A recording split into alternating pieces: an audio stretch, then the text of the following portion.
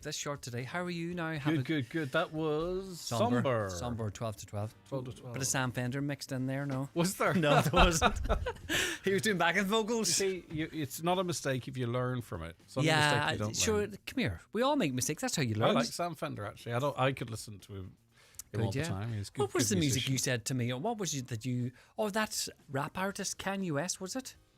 That was my number one artist last Yeah. year, yeah. Yeah. So, that's it. That's all right. Yeah. Come here, what's the plans for the weekend? Cutting hedges? No, not. I wouldn't Have logs, a pile of logs in the lawn, right? There's been sitting there for about a year and they got all wet. So I got some pallets and I'm going to put tarpaulin on them and take them up and get them dried out. Will they not sweat under the tarp? I don't think so. They'll dry out. It's sure Will they're better they? than the way they're lying I out at the suppose, minute. I suppose. So the grass is growing around them. Do you know It could it's get like, very mossy and full of maggots and stuff under a tarpaulin, I think. do I have to watch out for the creatures? Yeah, I would be. Right. I don't know much about it, but it sounds to me like they I'll could put sweat what do you out. call it? A bug hotel. Did you ever hear of a bug hotel? No. You never heard of a bug hotel? You can put a humidifier in there. I know you're showing off now, you and your humidifiers. Oh, yeah, a dehumidifier. What's a dehumidifier? A dehumidifier, it gets rid of moisture in the Not air. at all. The bugs wouldn't like that. But a bug hotel, you can build it up, right? And all the bugs just love the bug hotel. So I might do a bug hotel beside me, overgrown grass over me logs and stuff. Get a grant from Full Jordan. Would I get money for that? Would it? Gee, if there's money going, I'll be looking for it. Good luck to you. It's 9 o'clock, the Greg Hughes Show on the way. But let's get a news update first and cross over to Donna Marie Doherty. Thanks, Greg. Good morning. Minister Timmy Dooley says discussions are ongoing to see a task force established to support Ireland's inshore fishing sector. Donegal Deputy Padraig McLaughlin appealed to the Minister in the Dáil, outlining the hardships facing the sector. This includes sustained cost inflation, quota losses, market volatility and a severe loss of fishing days due to climate-driven weather patterns. Minister Dooley says his goal is to see an income stabilisation and climate compensation scheme that will extend beyond the pelagic sector. So I'm very conscious that the response that we're putting in place as a result of the quota cut is not just concentrated on the pelagic sector, and that we'll have an interim report to address that aspect of it. But my desire would be to see a longer term approach, a more strategic approach, to see how we can sustain that fishing effort within the inshore sector. So it will be broadly based and it will be all encompassing. Meanwhile, Donegal County Council agreed to write to Minister Dooley on Monday last following a motion from Killybegs councillor Niamh Kennedy.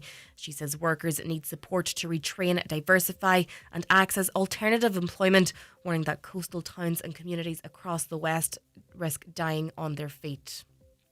A €2.5 billion repair scheme for defective Celtic Tiger apartments is set to come before the Dáil in the coming months. Between 50 and 80% of apartments built between 1991 and 2013 had fire safety, structural or water ingress defects. Councillor Joy Beard is calling on provisions to be made in this bill for apartments with defective concrete. According to the Irish Independent, it's expected legislation will be before the Dáil in the first half of the year, and Councillor Beard says those who own apartments cannot be left behind again. I visited a lady last week in her golden years who is living in an apartment. All around her, people have moved out for safety reasons. She bought the apartment from the council. She has no pathway forward. She's not allowed on the enhanced effective block scheme. So there's no way that she can move forward in any way. With the apartment safety defects remediation bill going through the Oireachtas shortly, I believe, it's important we have that clarification that she and other apartment owners will be included. You know, if this is a way forward for them, we need to push that for them. The HSE is advising people in Donegal to be aware of their healthcare options this bank holiday weekend. Donegal Healthcare Manager Dermot Monaghan says if people do get sick over the bank holiday weekend, there is a number of options available to them. Donald Kavanagh has this report. In a statement, Mr Monaghan says January has placed significant pressure on hospitals, with high numbers of patients requiring care across emergency, medical and surgical services. He notes emergency departments tend to be busier at holiday weekends than at other times of the year, and urges people to choose the right care in the right place over the bank holiday. This, Mr Monaghan says, will help ensure emergency departments can focus on those who are most unwell. The HSE says it will continue to monitor service pressures closely and are working to support patient flow, including timely discharge planning and the use of community supports where appropriate. The NowDoc service will be open all weekend, but people do need to make an appointment. Support and advice can also be accessed at local pharmacies. Looking out to weather, today will be mostly cloudy with rain followed by frequent showers turning heavy at times with highest temperatures of 7 to 9 degrees. That's all for now from the newsroom. Back with more at 10 o'clock.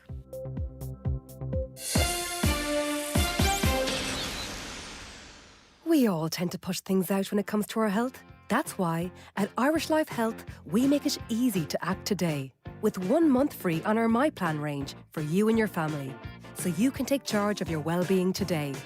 Search Irish Life Health 1 month free. A better life with Irish Life. Irish Life Health Jack is regulated by the Central Bank of Ireland. 1 month free is equivalent to 8.33% discount over 12 months on new policies, starting January 1st to April 30th, 2026. The talk of the Northwest, the Greg Hughes Show on Highland Radio. Hello and a very good morning. You're very welcome along to the Greg Hughes Show here on Highland Radio. We're with you for the next hour and 55 minutes, and we've got an awful lot to pack in for you. Coming up after 10 o'clock, we have our Friday panel. Some very interesting guests, as always, running over some of the big stories of the day, the big stories of the week, the talking points. And we want you involved in that conversation and whatever else we have for you between now and 10. 086 60 25,000. That is your WhatsApp and your text number. A very familiar number, I hope, to you at this stage. But as I say, people tuning in all of the time. You can also give us a call on 07491 25,000 or email comments at highlandradio.com. And I just want to welcome you to get involved if you are listening to our overnight replay. Many of you do work alternative shifts. Maybe it's hard to get off to sleep for some. We love having you on board, of course, listening to us live, but delayed on Highland Radio. And our podcast available for you too on Spotify and iTunes. That's from pretty much around about noon. Okay. Right, let's have a look at some of the papers this morning. The Derry Journal. A young Derry family say they have been left frightened, angry and shocked after a sectarian attack forced them to flee their home, adding that they simply want to live in peace. Chloe Rutherford, her partner Darian Moore, and their 3 young children, one of whom is receiving palliative care, say they were shocked that in 2026 they could still be subjected to intimidation driven by sectarianism. On to the Nationals now, and I'd love to be reading this story in a defective concrete block context, but I'm not. It's about other issues with housing, and this isn't, by the way, this is in no way to begrudge people redress or recourse, but a 2.5 billion redress scheme for up to 100,000 owners of defective Celtic Tiger apartments will be brought before the Dáil in the coming months. And what is interesting about this is that it's further enhancing that scheme, broadening it out, unfortunately seemingly giving builders a pass. And there hasn't been a great deal of sort of campaigning in relation to this on a national scale, but yet it is bringing results in the East and Dublin-centric part of the world. Well, the government is planning to significantly strengthen an earlier version of the law ahead of a Dáil vote due to take place before the summer. However, developers involved in the building of defective apartments will be left off the hook and allowed to walk away with 0 consequences, according to those affected. The laws are set to be passed almost 15 years after concerns were first raised with the scandal over the Priory Hall apartments in Dublin. It subsequently emerged that between 50 and 80% of apartments built between 1991 and 2013 had fire safety structural or water ingress defects. The Cabinet signed off on a proposed laws in 2024, but they've still not been enacted. This means thousands of people could be living in unsafe buildings, with one TD suggesting there is potential for a Grenfell tragedy here in Ireland. The Oireachtas Housing Committee has published a report on its pre-legislative scrutiny of the government's proposed apartments and duplex defect recommendation bill. However, the coalition has already agreed to many of the recommendations. Now, the one thing I will say, and I could be wrong in relation to this because some of this is just coming from memory, the defective concrete block scheme, they skipped pre-legislative scrutiny, whereas now the government is awaiting the outcome of this scrutiny of this legislation. It's being strengthened, it's being enhanced. And why? Because they're concerned that there could be a fire risk, that these houses, these apartments, duplexes could be unsafe, that water could be getting into them.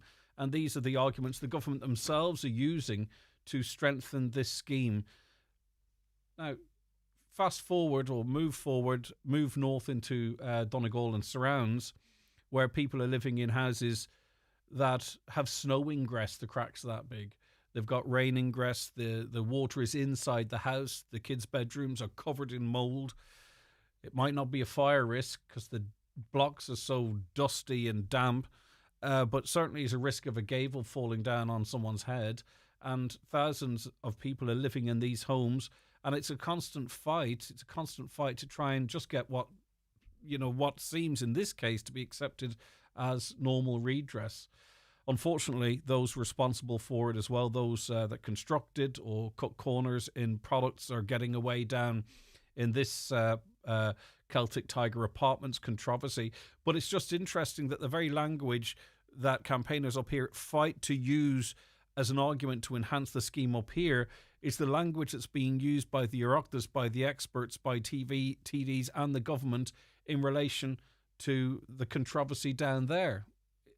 And is no one sort of on a national level picking up on this and saying, well, what's the difference between the people of Donegal and other counties now, and also those affected by these Celtic Tiger controversies? It's almost as if, the government's moving forward themselves to try and address this, whilst everyone up here is trying to argue its case to get the government to do what exactly they're doing down here. As I say, it's not something I was able to give a great deal of thought to because I only saw it in the papers an hour or so ago, but the difference pre-legislative scrutiny, people in unsafe houses, water ingress, a potential Grenfell. I understand something must be done, but what about the water ingress up here? What about the black mould in the bedrooms? And this isn't just private houses, these are publicly owned houses as well. What about the gables collapsing? What about the cornerstones coming off? What about the chimneys? What about the bison floor slabs? What about, what happens when one of those slabs goes down on a family? But still, it's very hard. It's very frustrating, and one has to mind the language just to be on the safe side. Okay, the Irish Daily Mail this morning. The government is seeking to fast-track the most significant reform to asylum legislation in the history of the state by bypassing Oireachtas committee scrutiny. This is just by coincidence. Oireachtas scrutiny seems to be a choice. So if you want something to go through quickly and as you want it, you don't do scrutiny. And other times you go, yep, let's have that pre-legislative scrutiny. So just by pure coincidence, two completely different stories. But in this case, they want to bypass Oireachtas committee scrutiny. The International Protection Bill, which was published in full last week after being approved by Cabinet, is due to be enacted by the end of June this year. At over 200 pages long, the legislation, which gives effect to the EU Migration Pact, is set to completely revamp the international protection system. Minister for Justice Jim O'Callaghan has called it the most significant reform of the Irish asylum laws in the state's history. But now it's emerged that the coalition is seeking to bypass the Oireachtas Justice Committee and take last stage of the legislation process on the floor of the Dáil, a mechanism usually only reserved for when the government wants to guillotine a piece of legislation. So let me just read that line again. As I say, this is completely coincidental, these two stories. But the reason often you bypass Oireachtas Justice Committee or any Oireachtas Committee scrutiny is a mechanism employed mostly when the government wants to guillotine a piece of legislation. So just think of that last story when hearing that.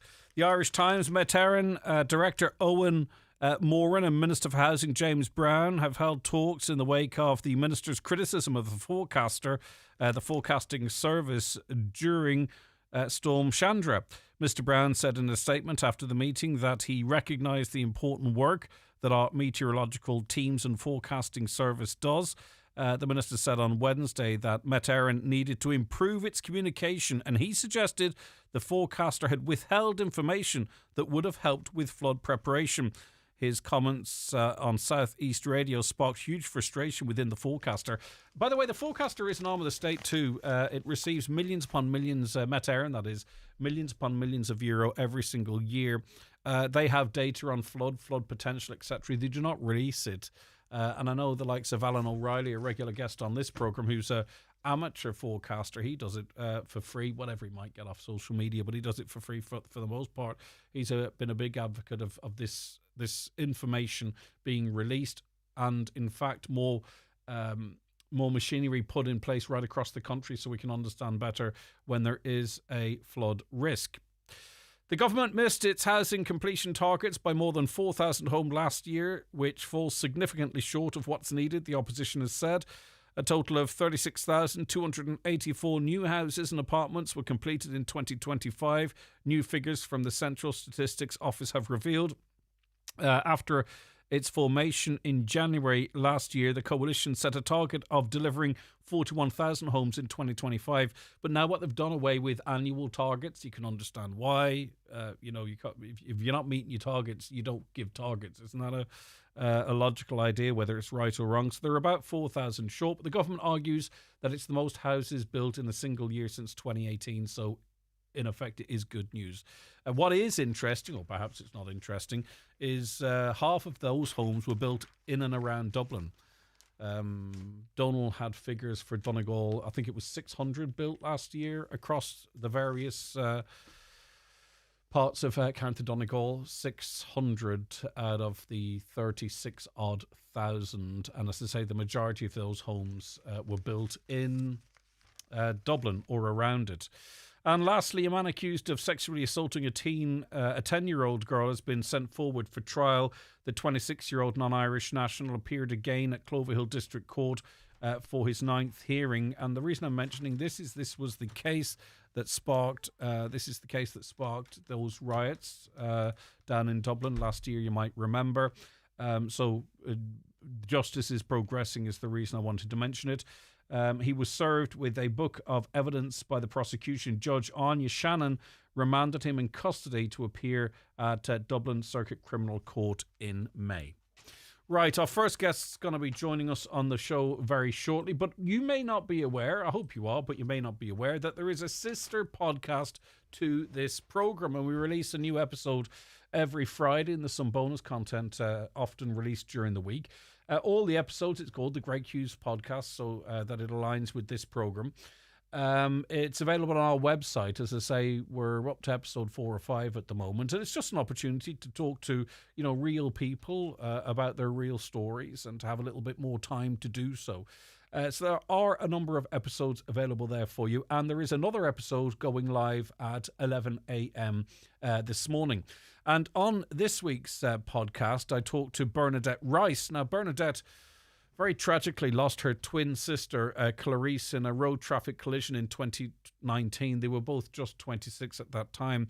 And since then, Bernadette has been a very strong road safety advocate and has been very vocal on the fact that speed was a significant factor in her sister's death. And in the podcast, we learn about the collision and how the family learnt of that, the distress of inaccurate reporting which can happen, the family dealing with the loss, and Bernadette's road safety work. There's heartbreak in there, there's anger, there's hope.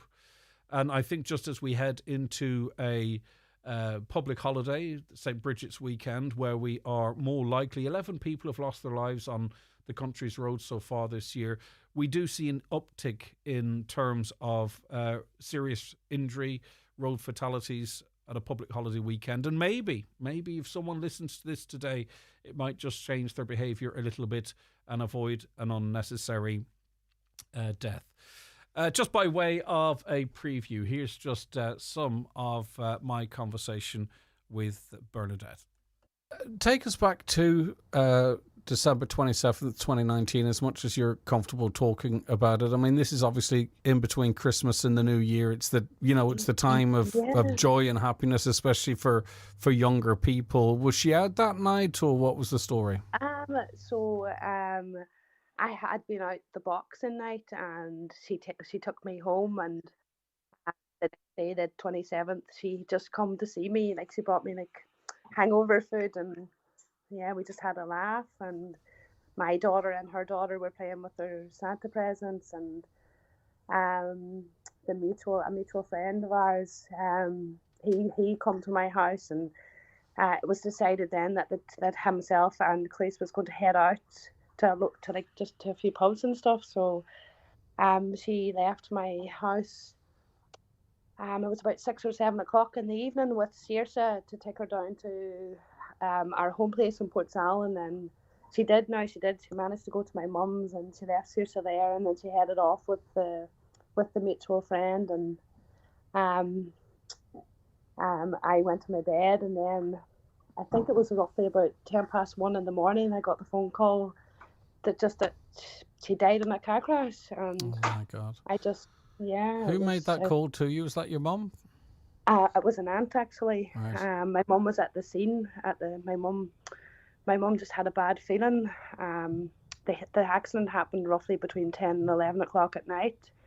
Mum she had got word about a car accident, and she just took a really bad feeling, so she drove up there, and she just stood until it was confirmed then that it was Clarice. And you can hear the entire interview with Bernadette Rice in our podcast, which is live on our website from 11 a.m. and will also be available too on Spotify and iTunes. And please subscribe on those platforms, as well as we've got some amazing guests coming up, some amazing stories as well. All right, we'll be back with our first guest on this programme after we take a quick break. The Greg Hughes Show on Highland Radio. Text WhatsApp 086 60 25000.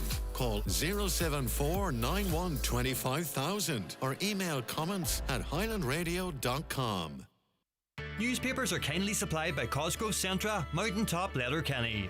Now with the new look Mountaintop Diner. The Greg Hughes Show, brought to you by Kelly's Toyota, Port Road, Letterkenny. Stockists of a wide range of Toyota commercial vehicles. Your perfect business partner.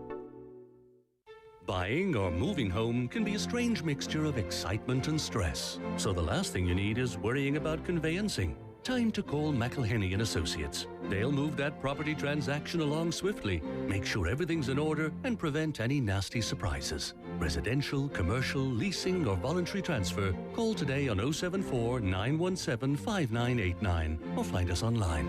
We'll do the paperwork, you do the wallpaper. McElhenney & Associates Solicitors, Stranorlar. How can we help? In contentious business, a solicitor may not calculate fees or other charges as a percentage or proportion of any award or settlement.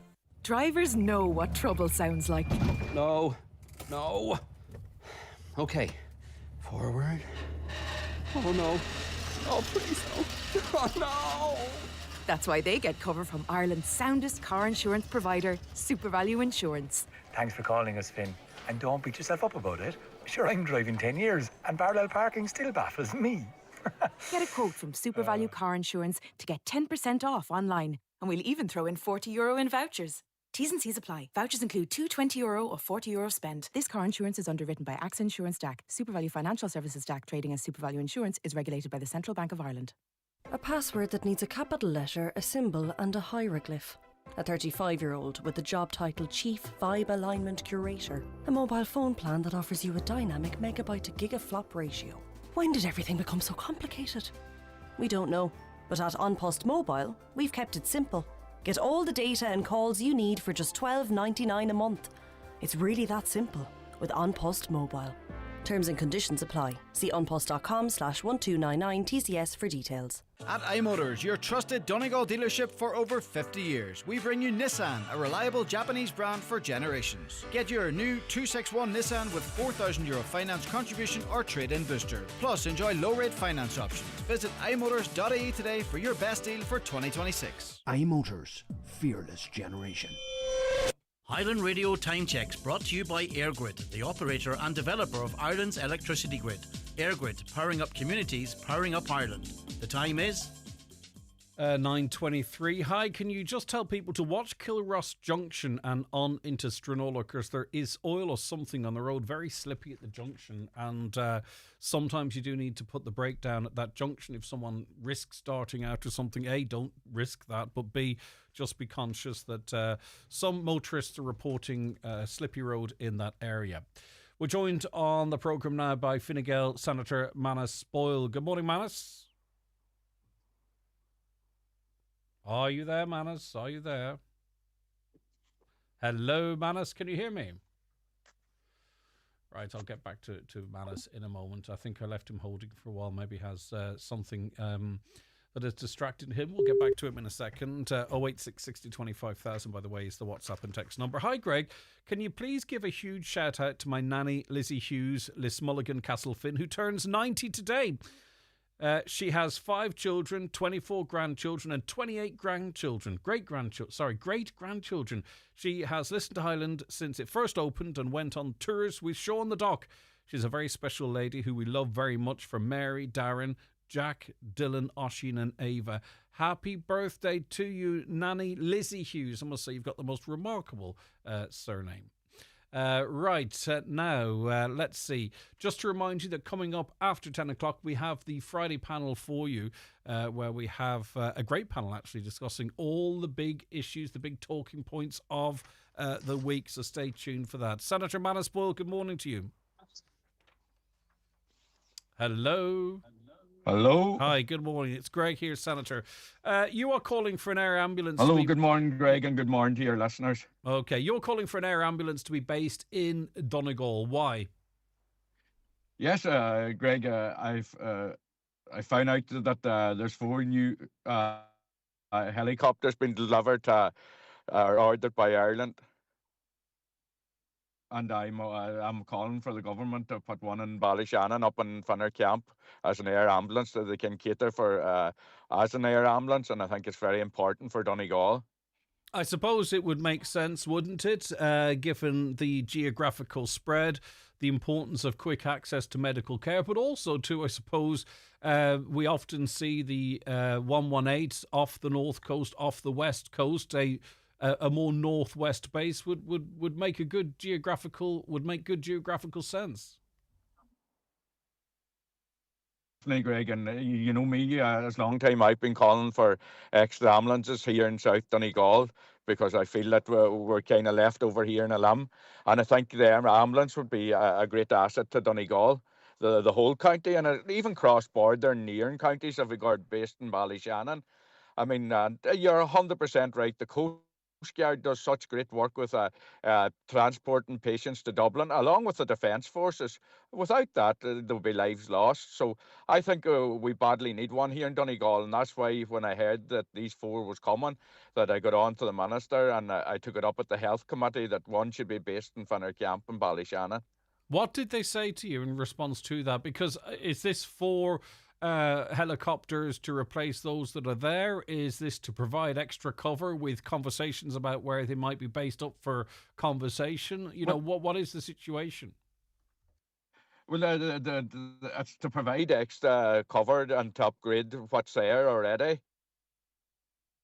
You know, they're going to have bigger flying distances, and and they have the capability of search and rescue along with doing medical transfers.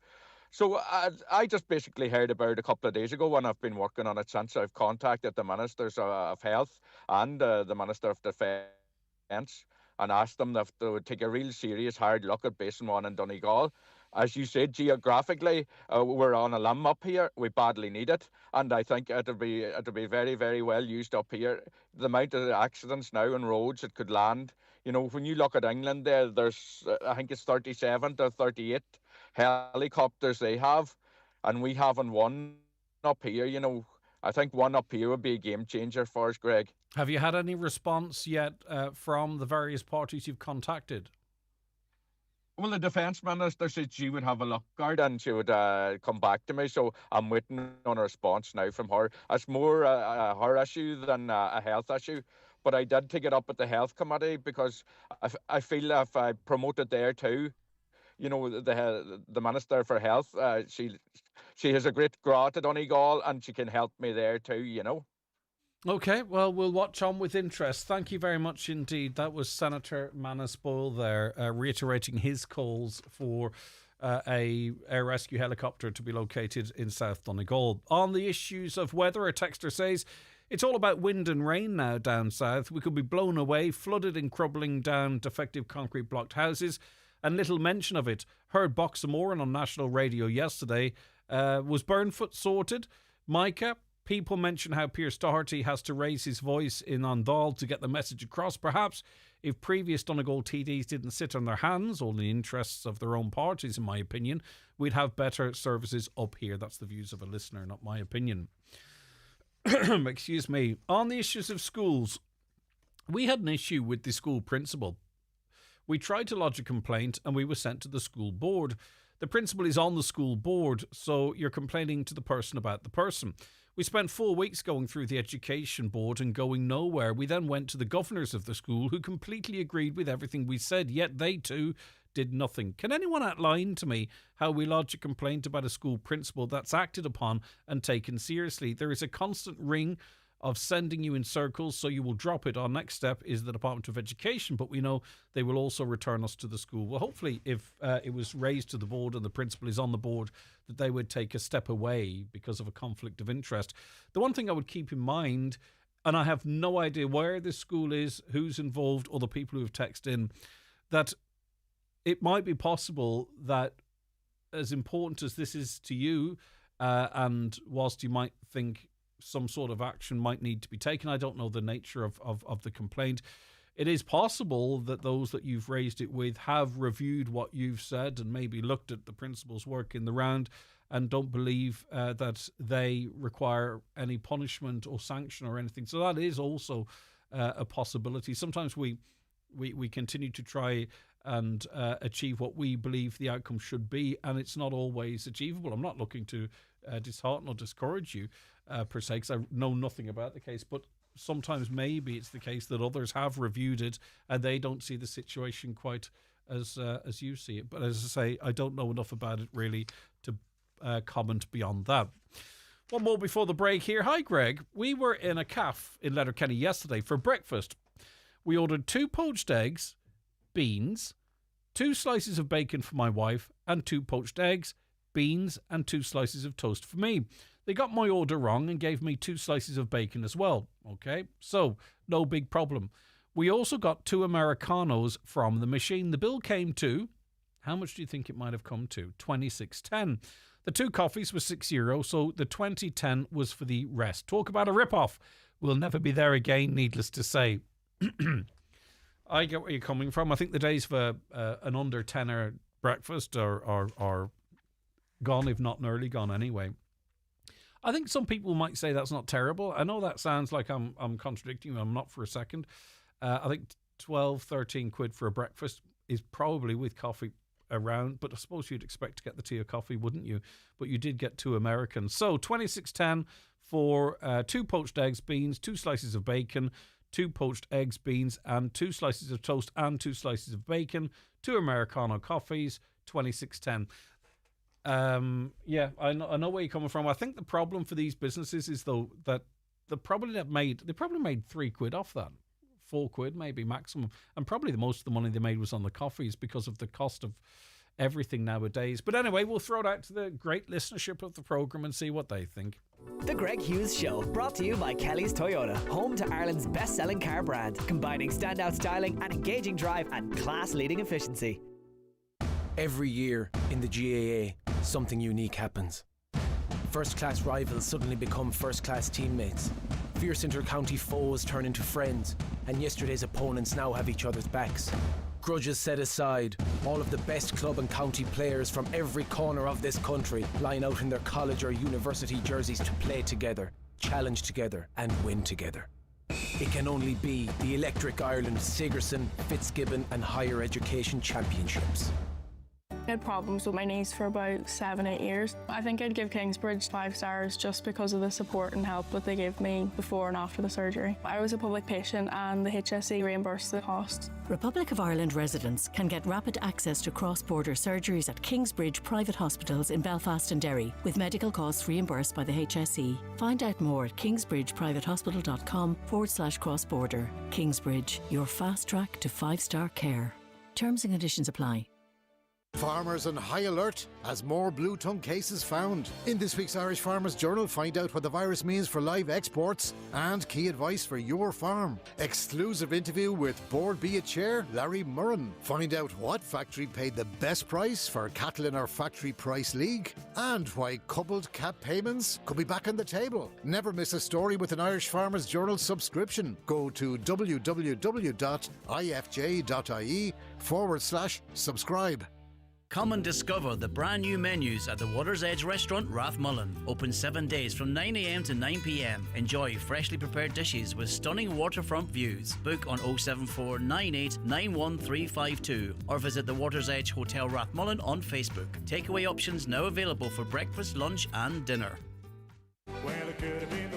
It's that time of year again. Time for the Highland Radio Birthday Bash. Come celebrate with us at the Mount Errigal Hotel on Tuesday the 24th of March for one massive night of live music and great crack. Music on the night from Mike Denver, Jimmy Buckley, Patrick Feeney, Aoife Neal, myself David James and the Tumbling Paddies, all together for one unforgettable show. That's the Highland Radio Birthday Bash, Tuesday the 24th of March. Tickets now on sale at highlandradio.com. Now, Donna Harper joins me on the programme now. Donna, thank you so much for your time. Hello, Donna, can you hear me? Hello? Yes, can you hear me okay, Donna? It's Greg here. Yeah, it's very, very faint, Greg. My apologies. I'll try and bump that up for you. Of course, listeners, you will know that Donna Harper's 14-year-old daughter, Leona, was one of 10 people who died in the Creeslot tragedy on the 7th of October 2022.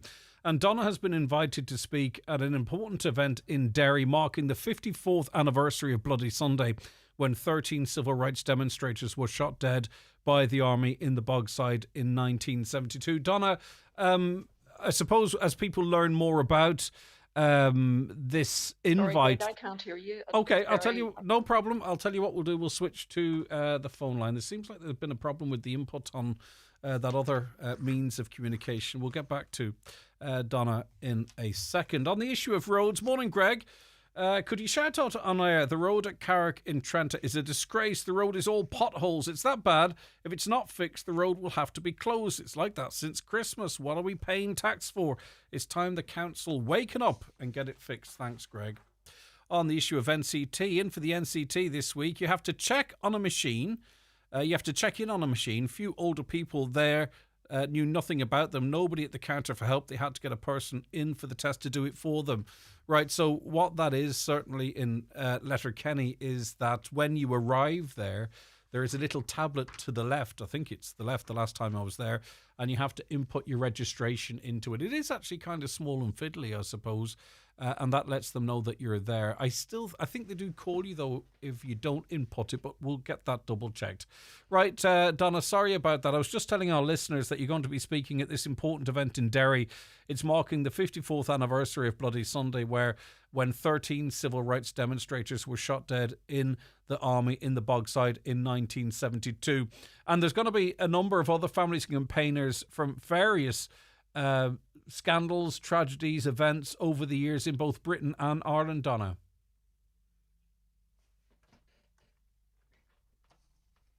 No, that's just not working either. I don't know what's going on there. We are having issues with the lines, it would seem. Blue tongue. We were talking yesterday about the outbreak of blue tongue down the country and the fact that it has led to the Chinese market being closed. A caller says, no wonder blue tongue is here. There's no checks on hay and straw being imported from where blue tongue is a problem. No checks on anything or anyone coming into Ireland. Our government have no understanding or care for the country. Only thing they care about is handy money and free float for themselves. Is that a fair enough criticism? Some would say there's over-regulation in that regard. Hi Highland, I was just home from visiting my friend whose house is falling apart with defective concrete blocks. Then started reading about all the ministers going on holidays. They're framing the St. Patrick's Day trips as holidays. And I thought, why not use that money we're spending on this nonsense, as they describe it, on these families who've got nowhere to go? Mothers and fathers stressed and worried about their kids getting hurt or worse,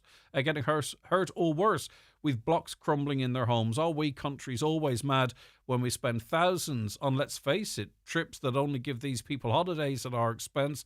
I, for one, would much rather my taxes being put to better use. Right, Donna, can you hear me now? Yes, no, we're having issues with that line too. No, nothing at all. Sorry about this, but we might as well be honest with you. For some reason, technically, things are on the blink.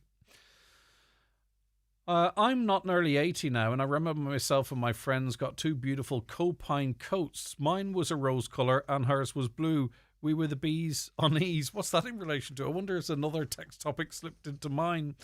A lot of controversy yesterday with St. Eunan's, which I was reading up on the history of St. Eunan's College and the campaign and the efforts to get an extension to bring it up. They do amazing work down there with the facilities that they have, but much of it's an old building and it's seeing great growth and great success, but they're doing it in difficult circumstances. And I was reading some old news stories from 2018, 2019, and people were talking of fast tracking it. I think the then Education Minister Joe McHugh was saying that, we're fast tracking it, things are improving and so on and so forth, or not progressing, not improving, things are progressing. And Charlie McConnell sent out positive vibes. It's not their fault. I'm not saying it's their fault that this hasn't progressed, but that was 2019, and tales were in the air that a big announcement for St. Eunan's was imminent. And then here we are, 2026. A multi-billion euro schools improvement package has been released and nothing for St. Eunan's. But a caller says, Greg, should St. Eunan's get a brand new school on a greenfield site? It's a very difficult place to access at present with poor facilities. Thanks, Daniel. I get where you're coming from, but there are brilliant plans there to improve it. And it's very traditionally there, if you know what I mean. But thanks for that. Another, why isn't St. Eunan's getting money? Get the Donegal government TDs on, or are they hiding away today too? There's no accountability in the Irish government, none at all. 98 billion budget this year. What are they spending the money on? Well, I mean, there's zero accountability on this programme from the government because the minister still won't speak to me. So now, I live in an area and have been fighting for 16 years to get something done about the coastal erosion at Ballinastocker. My house and other houses are currently at risk. We really need something done about it. It's interesting because we were talking to Councillor Liam Blaney yesterday about the coastal erosion there, and obviously it can often be, and this is not a criticism of the councillor, it can often be about, tourism roads, access to beaches, but it's very interesting to hear from residents because they believe their houses are at risk. And if any of you are in that position, I'd love to speak to you because it's an angle we haven't taken on that specific issue yet. Back to St. Eunan's College. The government at the moment aren't funding extensions to schools run by the Catholic Church. They even get less contribution per head of student than state-run schools. Okay, I'm not sure about that. On to the issue of social media, and we'll be talking about this to our Friday panel, not extensively because we've talked about this a lot this week, but it seems the government are very keen to ban under-16s from using social media, and lots of you text in. This listener says, I got my 15-year-old a new phone at Christmas and thought, okay, at this age he's old enough to have responsibility for his own account. The agreement was I could lift it at any time, anywhere, and check it. So one night he went to bed, so I checked it. Then I realised he was talking to a girl who appeared to be 13 or 14, and it all seemed very innocent until I checked her followers, and she had 16,000 followers, which raised alarm bells. He didn't know who she was. She just added him on quick add on Snapchat. I started a conversation with her to see if she was innocent. Within minutes, she was sending naked videos and asking me for some. The Gardaí tell me there are groups who take profile pictures of innocent pages and use them and then blackmail young people into sending them money so their videos and photos won't be published. He's currently phoneless and accountless, and it's causing all kinds of rows between us. He says he now feels excluded from his friend's group, but in time he'll realise it's for his own protection. That's a very interesting story. And what a very clever parent here as well. So what the parent's talking about and what does happen is that someone will purport to be someone of the same age. So in this case, it sounds to me very much like a dirty old man or similar, or a woman, but most likely a fella, has pretended to be a 13 or 14-year-old girl to engage in conversation with this 15-year-old lad. They are prepared to send videos and pictures, which they've probably got from another source, not themselves, with the view of receiving images and videos in return. A, that is absolutely disgusting, illegal, and terribly exploitative and child abuse. But B, also it could be used to blackmail that young lad. And if it wasn't for mum or dad there intervening, I think they could have been dealing with a very difficult or different situation. It's a horrible situation as is.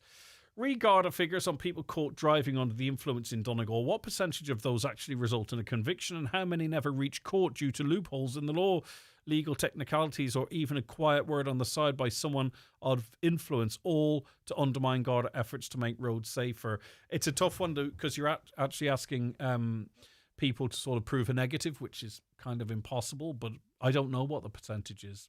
We might put the feelers out and see if anyone could give us an anecdotal number. We were talking about the cost of eating out. Yesterday morning, 2 BLTs and 2 coffees. How much? €39. The answer is simple. I won't be going there again. Now we're getting into dinner prices there. 2 BLTs, 2 coffees, €39. That's for lunch. Seems a lot. I got a coffee and a tea in Letterkenny. Cost $7.20. That's definitely a rip-off. $7.20 for a coffee and a tea. Now, I presume you sat in. Is it a rip-off? What do you think? We were down in Galway and 3 of us went out for lunch and there was 2 teas and a Coke. Oh, how much was it? It was €31, which I thought wasn't too bad at all, actually. That was down in the heart of Galway City.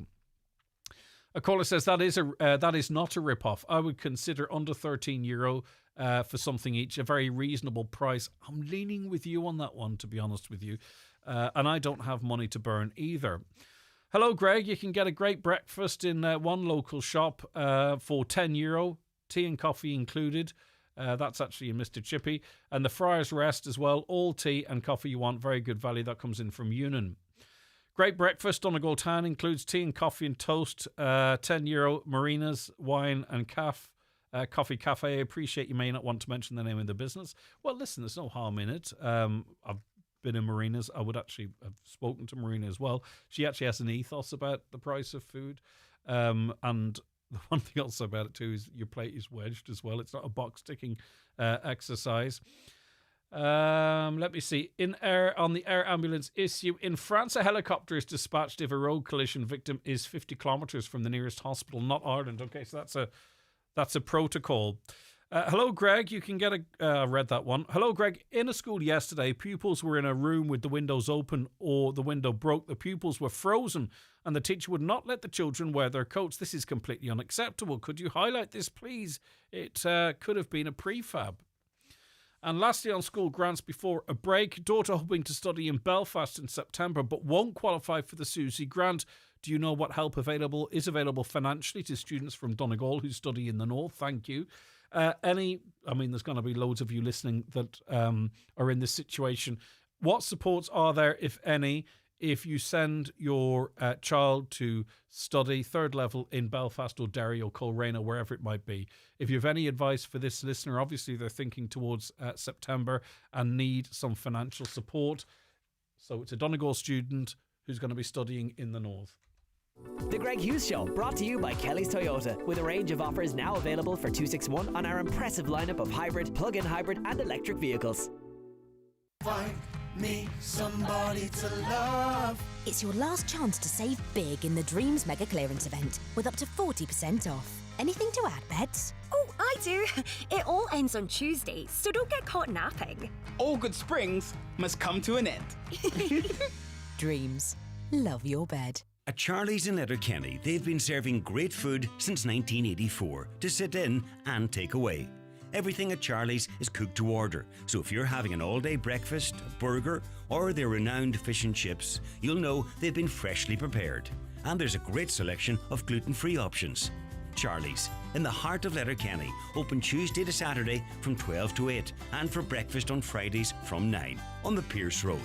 When the hunger hits, pull into Charlie's. Right Price Tiles Wood Flooring and Bathware half price January sale. Get up to 50% off all tiles, wood flooring and bathware. Huge savings. Tiles from only $4.99, wood flooring from only $9.99 per square yard. And bathroom cabinets and toilets reduced to clear. Right Price Tiles Wood Flooring and Bathware half price January sale extended till Bank Holiday Monday. Thinking about a new car?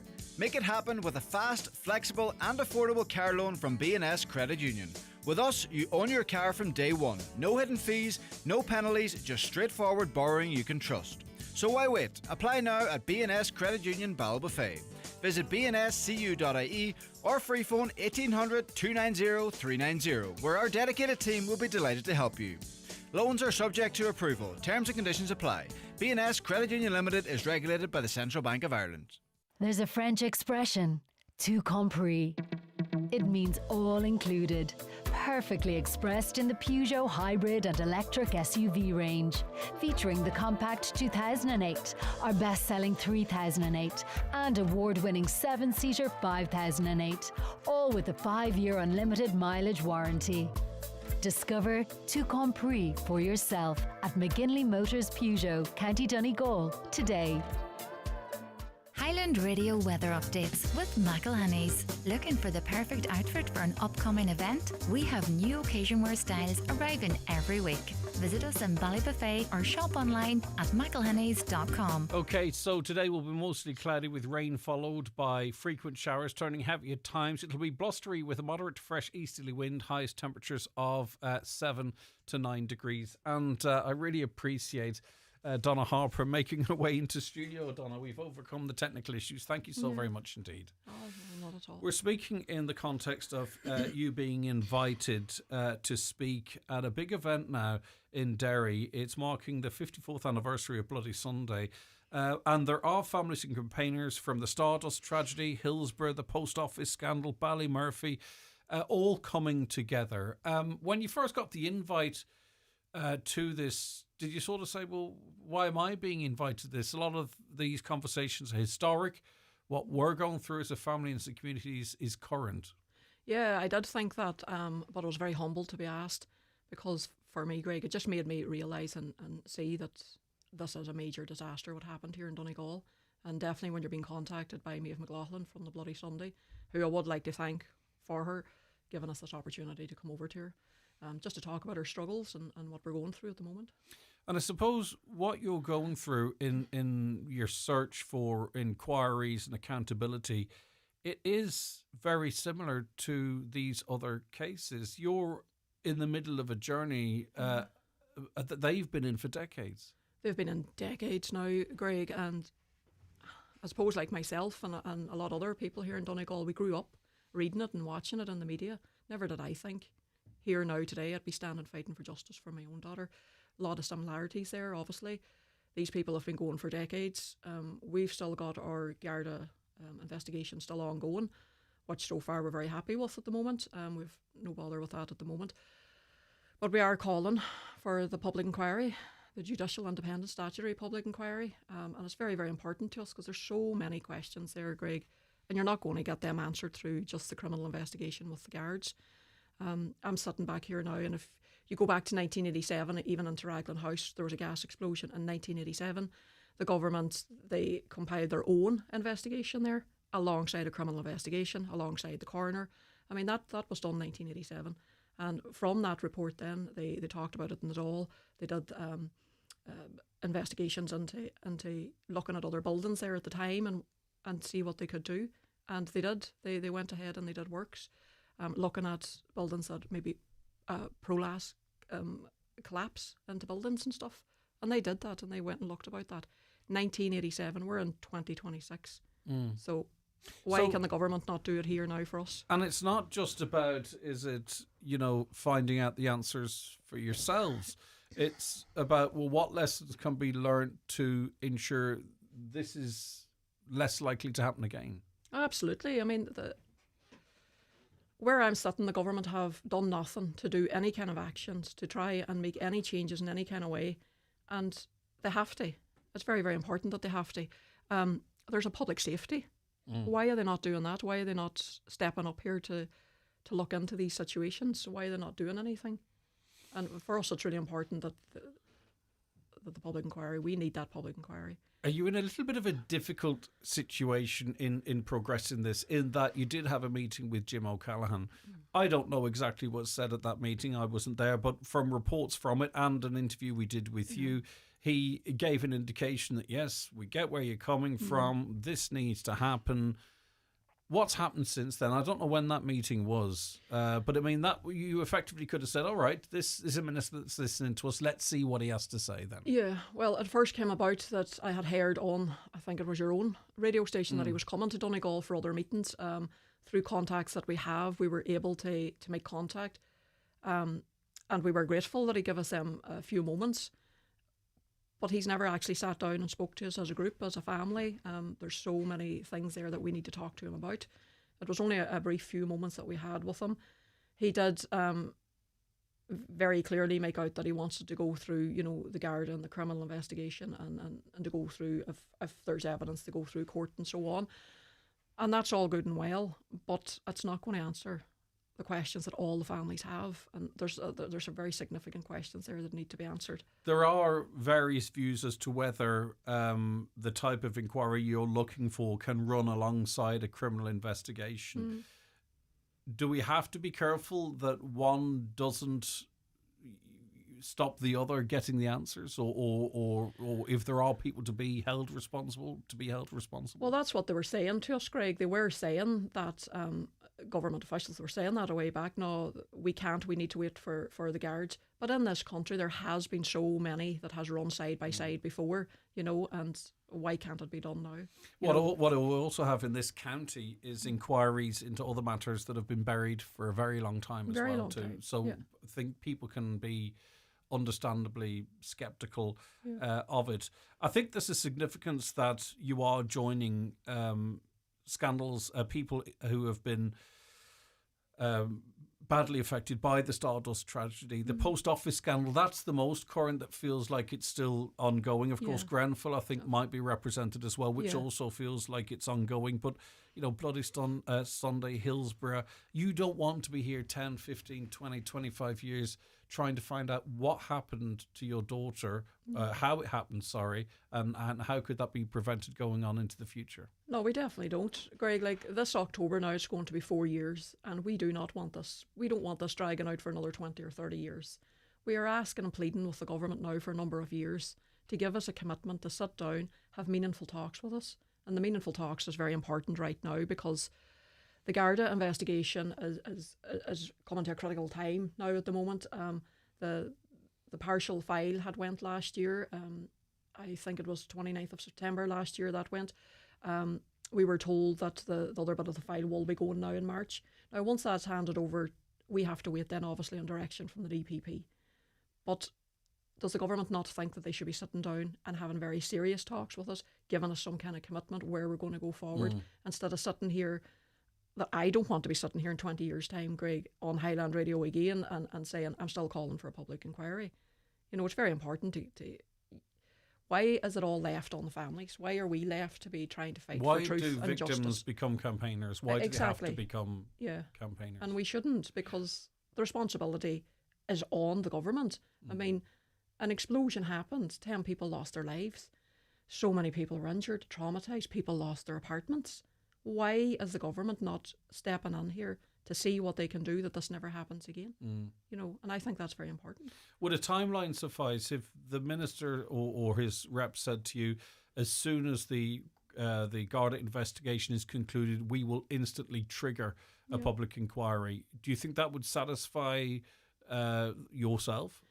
Well, if they would sit down and talk to us, first of all. They haven't talked to us at all as a group. It's communication. So there's no communication. There's a complete lack of communication with the bereaved families, with the survivors and so on, and people that lost their homes. There's no communication from government, from nobody. We've just been left here on our own, trying to battle through this on our own. Also trying to grieve, trying to go through milestones. For us, we've lost our loved ones. If the government would sit down and talk to us, if they would give us a commitment, and that's what we're asking for. It's very important. Okay.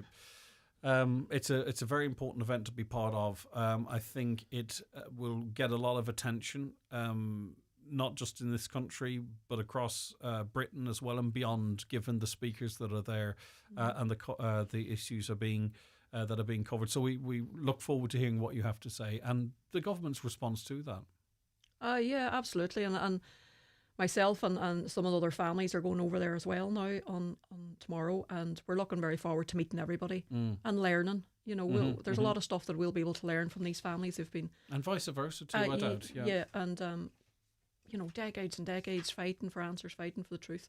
And that gives us strength as well. When you've got people like that supporting you, gives you the strength to keep on going. But it's a learning curve for us, and we're very grateful to be there. Donna, I know you're in demand this morning, with which is a positive thing as well, and that's why it's good to get involved in these things to get that message out there. But thank you so much for calling up to us. No, not at all. Thank you, Greg. The Greg Hughes Show, brought to you by Kelly's Toyota, where you can now test drive our electric Toyota BZ, where true SUV design meets performance. McGowan Hearing, one of the longest established audiologists in the Northwest, now have weekly clinics in Letterkenny, Buncrana and Carndonagh. Book your free hearing aid consultation at one of these clinics or with audiologist Darren McGowan in your own home. Call 07191 00208 or visit mcgowanhearing.com.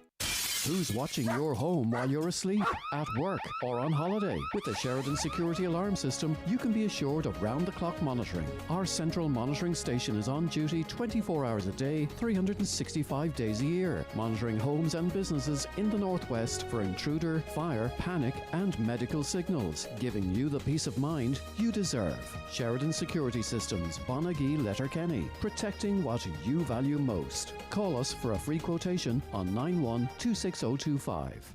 The biggest sale ever at Easy Living Furniture has been extended but must end this Sunday. This is your last chance to transform your home into a space of luxury and lasting comfort for less. Every department is packed with value, including sofa, dining, bedroom, mattresses, accessories and more. Shop Easy Living Furniture, Crescent Lake Retail Park, Derry, before the biggest sale ever ends Sunday.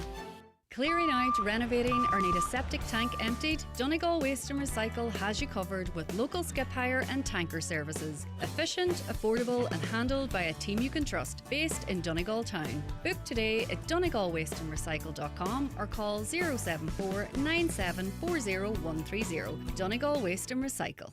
Are you female, currently unemployed and looking for a new career in construction? Rural Enterprise Skillnet is delighted to announce the next Women in Construction programme commencing on March 2nd in Letterkenny. For more information or to apply, visit ruralenterpriseskillnet.ie. Closing date for applications is February 16th with interviews on February 18th. This Rural Enterprise Skillnet programme is co-funded by the Government of Ireland and the European Union. Live, on air, online and on the Highland Radio app. This is Highland Radio News. Good morning, it's Donna Marie Doherty with the news at 10 o'clock. A multi-million-pound investment plan has been approved by Derry City and Strabane District Council in a special meeting yesterday. The report highlights over £130 million in recently completed projects and outlines a fully funded portfolio with more than £500 million set to progress through design and on-site delivery over the next 8 to 10 years. Ellen Butler reports.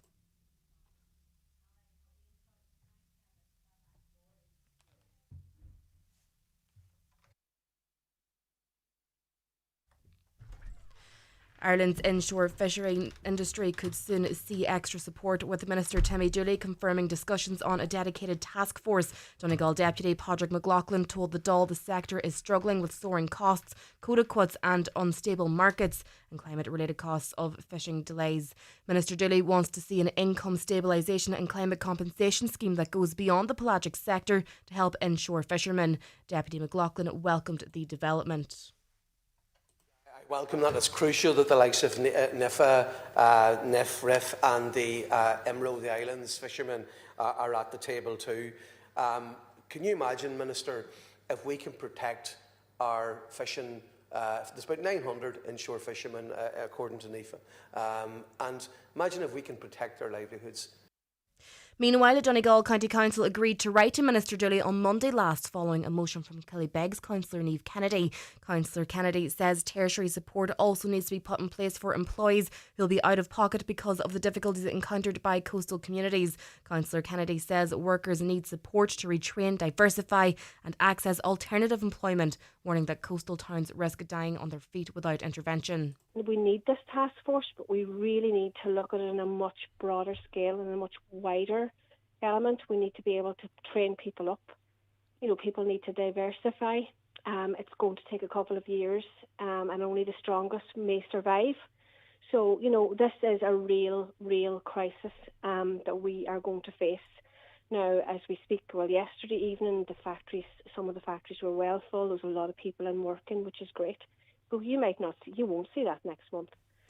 Councillor Joy Beard is urging that DCB apartment owners be included in the upcoming £2.5 billion repair scheme that's running for defective Celtic Tiger apartments, saying they cannot be overlooked again. Between 50 and 80% of apartments built between 1991 and 2013 have fire safety, structural or water ingress defects, with legislation expected before the Dáil in the first half of the year. Councillor Beard says she's engaging with apartment owners in Donegal regularly. I visited a lady last week in her golden years who's living in an apartment. All around her, people have moved out for safety reasons. She bought the apartment from the council. She has no pathway forward. She's not allowed on the enhanced effective block scheme. So there's no way that she can move forward in any way. With the apartment safety defects remediation bill going through the Oireachtas shortly, I believe, it's important we have that clarification that she and other apartment owners will be included. If this is a way forward for them, we need to push that for them. The HSE is advising people in Donegal to plan for healthcare this bank holiday weekend. The Donegal Healthcare Manager Dermot Monaghan says there may be multiple options for anyone who gets sick over the long weekend. With more, here's Donal Kavanagh. In a statement, Mr Monaghan says January has placed significant pressure on hospitals, with high numbers of patients requiring care across emergency, medical and surgical services. He notes emergency departments tend to be busier at holiday weekends than at other times of the year, and urges people to choose the right care in the right place over the bank holiday. This, Mr Monaghan says, will help ensure emergency departments can focus on those who are most unwell. The HSE says it will continue to monitor service pressures closely and are working to support patient flow, including timely discharge planning and the use of community supports where appropriate. The NowDoc service will be open all weekend, but people do need to make an appointment. Support and advice can also be accessed at local pharmacies. Looking now to the weather forecast today, it will be mostly cloudy with rain followed by more frequent showers which may turn heavy at times. That's with highest temperatures of 7 to 9 degrees. That's all for now from the newsroom. We'll be back with headlines at 11 o'clock.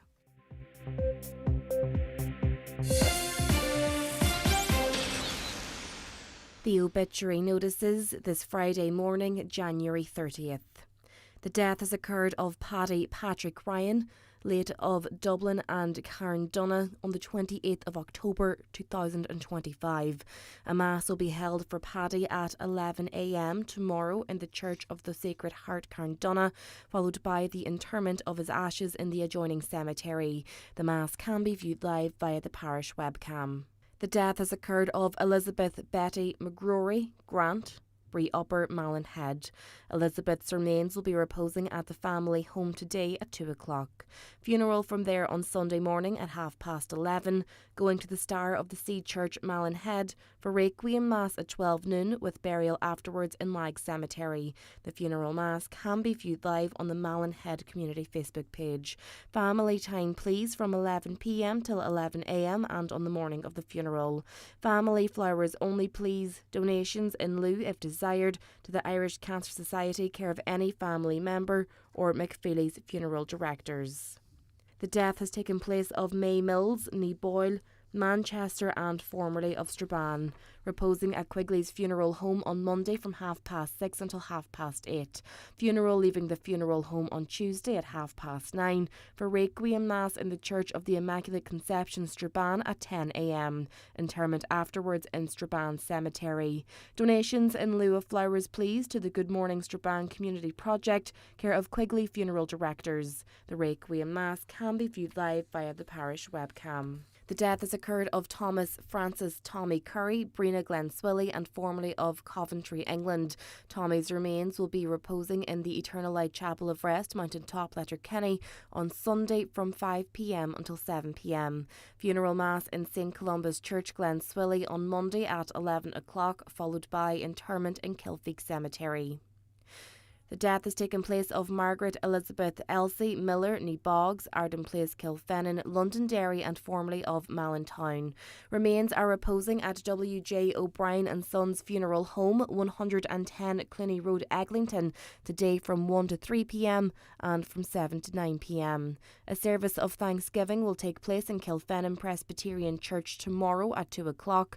A private cremation will take place at a later date. Family flowers only, please. Donations in lieu of flowers, if wished, to Mary Curie, care of W.J. O'Brien and Sons Funeral Director.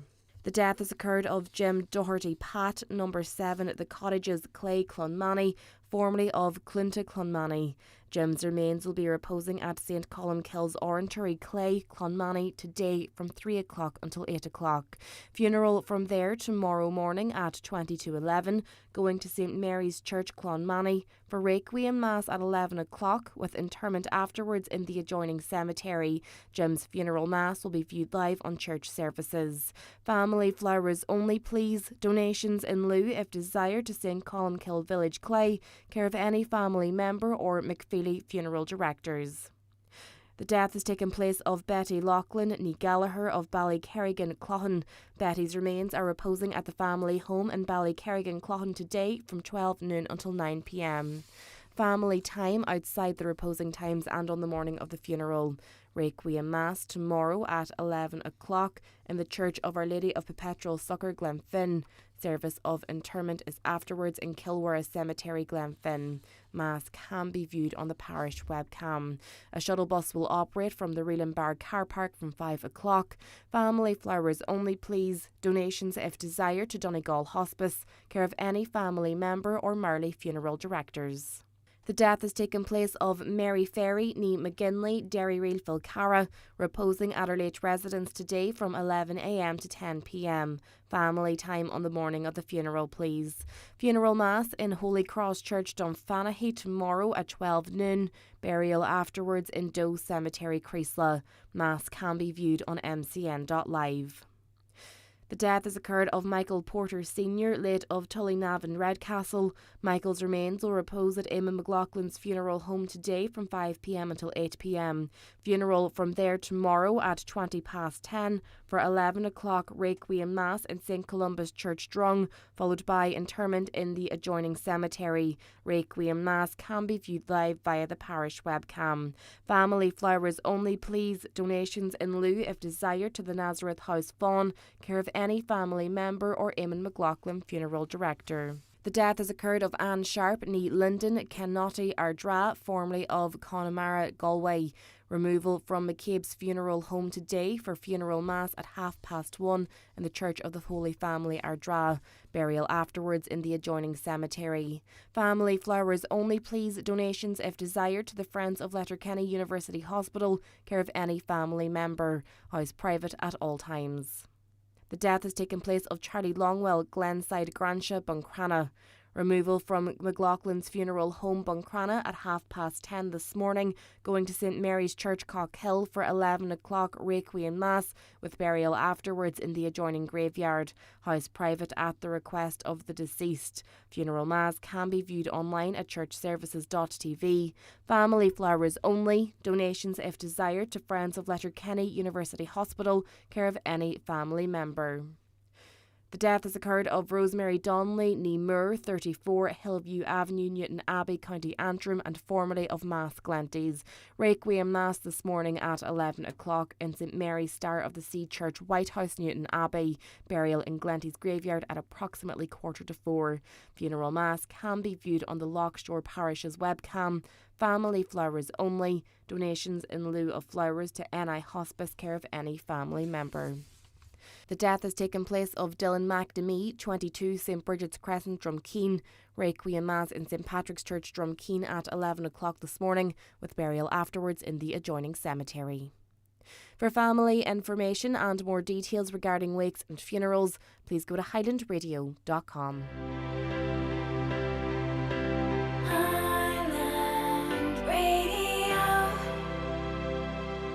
You're on your winter break, but your luggage isn't. Most travel insurers see the lost bag. VHI Multitrip sees the sigh, the hassle, the holiday that feels less relaxed. With coverage for all your trips all year, there'll be less sighs and more sightseeing. VHI Multitrip. That's how VHI does travel insurance. Terms and conditions apply. VHI Healthcare DAC trading as VHI Healthcare is regulated by the Central Bank of Ireland and is tied to Collinson Insurance Europe Limited for VHI Multitrip travel insurance. Well, Lizzie Hughes is a very popular lady today. Can you wish our wonderful granny and great-granny Lizzie Hughes a happy 90th birthday for today from the O'Hagan family, Castlefin?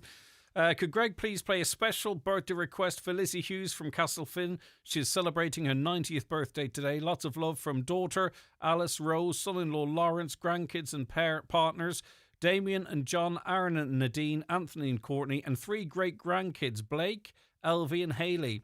Can you please wish Lizzie Hughes in Lisnamulligan, Castlefin, a very happy 90th birthday? This is from Eileen McGee in Ballybuffet. And another one for you, Lizzie, from Deborah, Brian and Jude. Love you loads. The Friday panel on the Greg Hughes Show. Okay, good morning to you. Katie Tyrrell McCafferty, community campaigner. Great to have you back on the show. Good morning, Greg. Thank you for joining us. We also have Independent Senator Eileen Flynn. Hi, Eileen. Good morning, Greg. Thanks for having me on this morning. Always a pleasure. And Rebecca McDade, Chair of Ainto in Donegal. How are you keeping, Rebecca? Good morning, Greg. Sorry about these windows behind us, but I'm in a room full of them, so I can't cover them up. Don't you worry about it. I wouldn't have noticed if you didn't mention.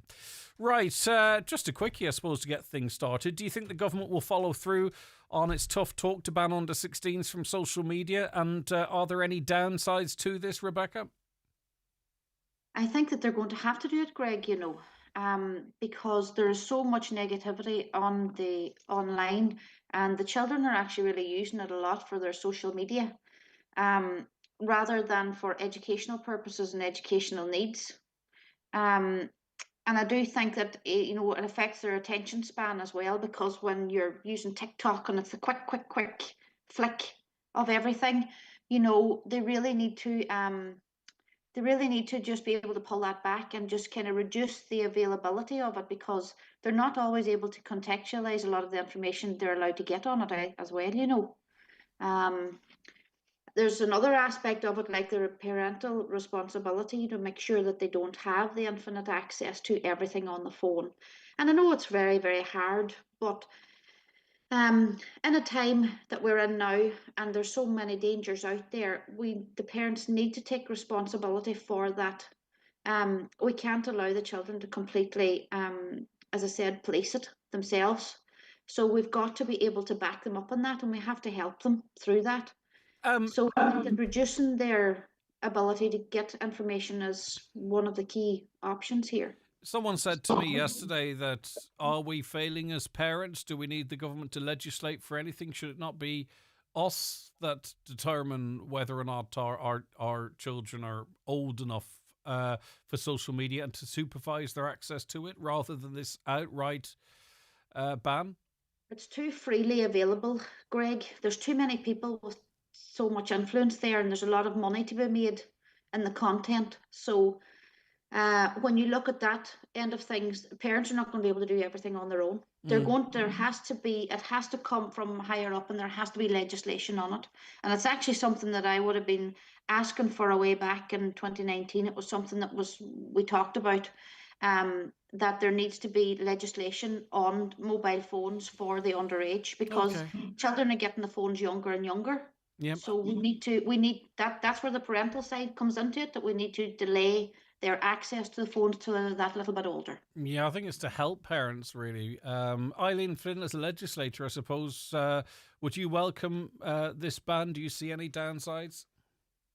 I actually I'm in negotiations at the moment with the Ombudsman for Children, and I think it's really important that we, as was said in one of the committees yesterday, the children's committees, the Ombudsman for Children would have said that, you know, we're putting this responsibility on children, we're punishing children and young people once again. For me, Greg, I care very much for young people and the safety of young people and social media. I brought in a piece of legislation that that Jim O'Callaghan is carrying through the Dáil very soon around child pornography and online, etc. And for me, I think we need to tease it out. I work with my colleagues in Australia, and I think, you know, I'm not a believer in punishing our children. And then, like, you know, would it be secretive? Like, are they going to hide the phone? I'd rather know what are they doing online. You know, like, I have two wee girls, and I'm going to try my best and not leave them on social media apps, if you want, and the likes of Facebook or TikTok until they're 16, 17. And I have a level, myself and Liam has a level of responsibility as parents and as a qualified youth worker. And a community development worker, I also think we can't blame parents if young people are on social media. So it's a conversation I think we have to have as a society. I wouldn't just push it and say, yes, just because Australia has done it and France has done it. Would I look at maybe under 13s on social media? Would I legislate for that? I probably would, yes. But I think, like, you know, we have great youth work nowadays in this country. We have a non academic, like, education, if you want, not done in a classroom. And I think, you know, we need to invest in our youth organisations and in parents when we train our young people around the safety of online and the trust that our young people, our children, need to have in us as parents too, I think is really important. So am I fair in saying that you're broadly speaking in favour of it, but you believe that maybe the age at which this kicks in should be open for conversation? I don't want to put words in your mouth, Eileen, but is that... Yeah, I'd need to really look at it, Greg. Yeah. I'd need to see in about another 4 or 5 months how's the ban doing in Australia. You know, would it go on to, and this may seem a little bit dramatic, but would it go on to the black market where young people are buying phones like from I don't know how to say this. No, I know but what you young mean. people, Yeah, backhanded stuff. Yeah, I know what you mean. I'd really think about keeping young people safe, and I guess that's the youth worker in me. You know, like I believe young people at the age of 16 have the capacity to vote. Now I know they don't vote. You know, like, I have a sister that got married at 15 years of age, and I know that's going back like years ago, and it was the norm even for Irish people in general back then to get married at a younger age. Like, we all grew up, well, I did anyway, grew up with TV, you know, when you come back from school, you'd have your television. And, like, for me, my children don't really watch TV. I'd give them, like, they do have two tablets. Yeah. They might be on the tablet No one watches TV at that age anymore. It's YouTube maybe is their TV channel or something. That is just the days of scheduled TV for people that were born, you know, within the last 20 years are finished. There's no doubt about that. I'll come back to you, obviously. Katie Tyrrell McCafferty. It's an interesting...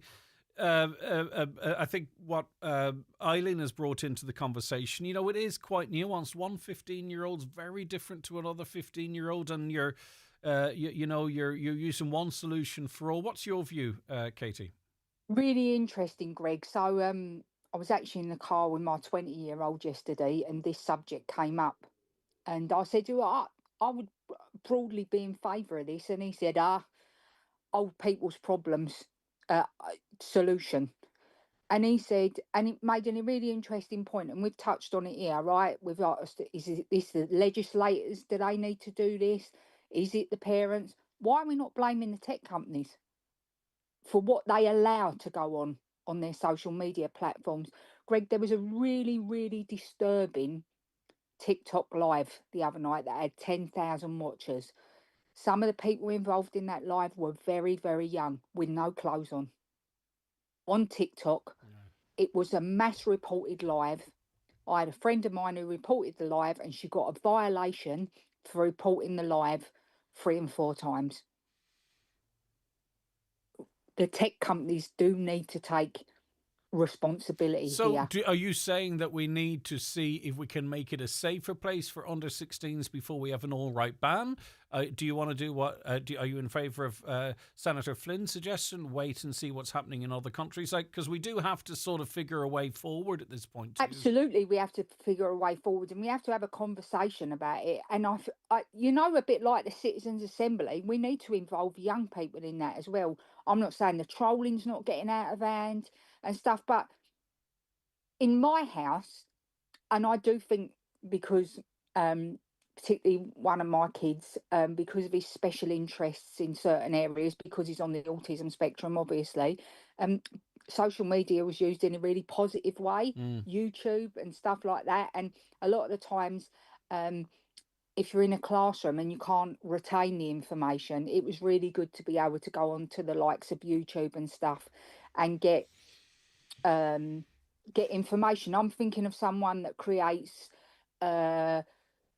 really good content. He's a local man, John Ruddy, who does his potted history series. But I suppose YouTube, the idea Man. would be that if there was an outright ban, that you might sit a child down with your tablet and it's more supervised, right? So in other words, rather than opening the floodgates for the yeah, I get you. Are any of you? Greg, yes, could I just say of course. one final point on this, if it's okay? I think it's all well and good that Simon Harris comes out with statements that he's able to throw around, like banned social media for under 16s without speaking to under 16s. Exactly what Kay has said there, without putting the responsibility on these multinational tech companies. And I think that's the responsibility of the government, is keeping our children safe. And how to do that is go to the big boys at the top and say, this is how we do it in Ireland, and I think it's really, really important that we stop punishing young people and the hands of billionaires that think it's okay that to have nude images of But children it's the activity online. of adults that we're trying to protect them from, isn't it? Let's not forget that. Yeah. Rebecca, The big one. Yeah, Rebecca, you, I started with you, and you were very much in favour of the under 16s, teasing it out a little bit, so maybe you're an outlier or not. Having listened to the two other guests there, do you believe we need something a little bit more nuanced, more engagement with young people? Maybe look at whether it's under 16, under 13, or do you believe, or do you remain firm in your view, under 16s, we need the ban? Well, I do think that under 16s, we still need a ban, because the children are not always able to give the answers correctly and contextualize everything. But I do think that, yes, it is a good thing to talk to them, there's no doubt about it, and have their opinions. But this is where you have to draw the line between a child and the adult has to make a decision as to what is the correct thing to happen for a child, because it all depends on the age. And the main thing that all of us are saying this morning is communication. Open the line of communication and debate the subject. For a long time it was closed, and you didn't get the opportunity really to speak about it. So I think that the fact that everybody now is at different, coming at it from different angles, all of those things, the communication is paramount. I think So we also to talk about it. presume there is this perfect makeup of a family, perfect structure, perfect income, perfect everything, and trying to apply rules for everyone based on this notion where it's not really the case at all. And you could have a 15-year-old who's the principal carer in a house, for an example. So they are responsible for looking after mum, say, for instance, who might have a life-limiting condition, but they couldn't go on TikTok.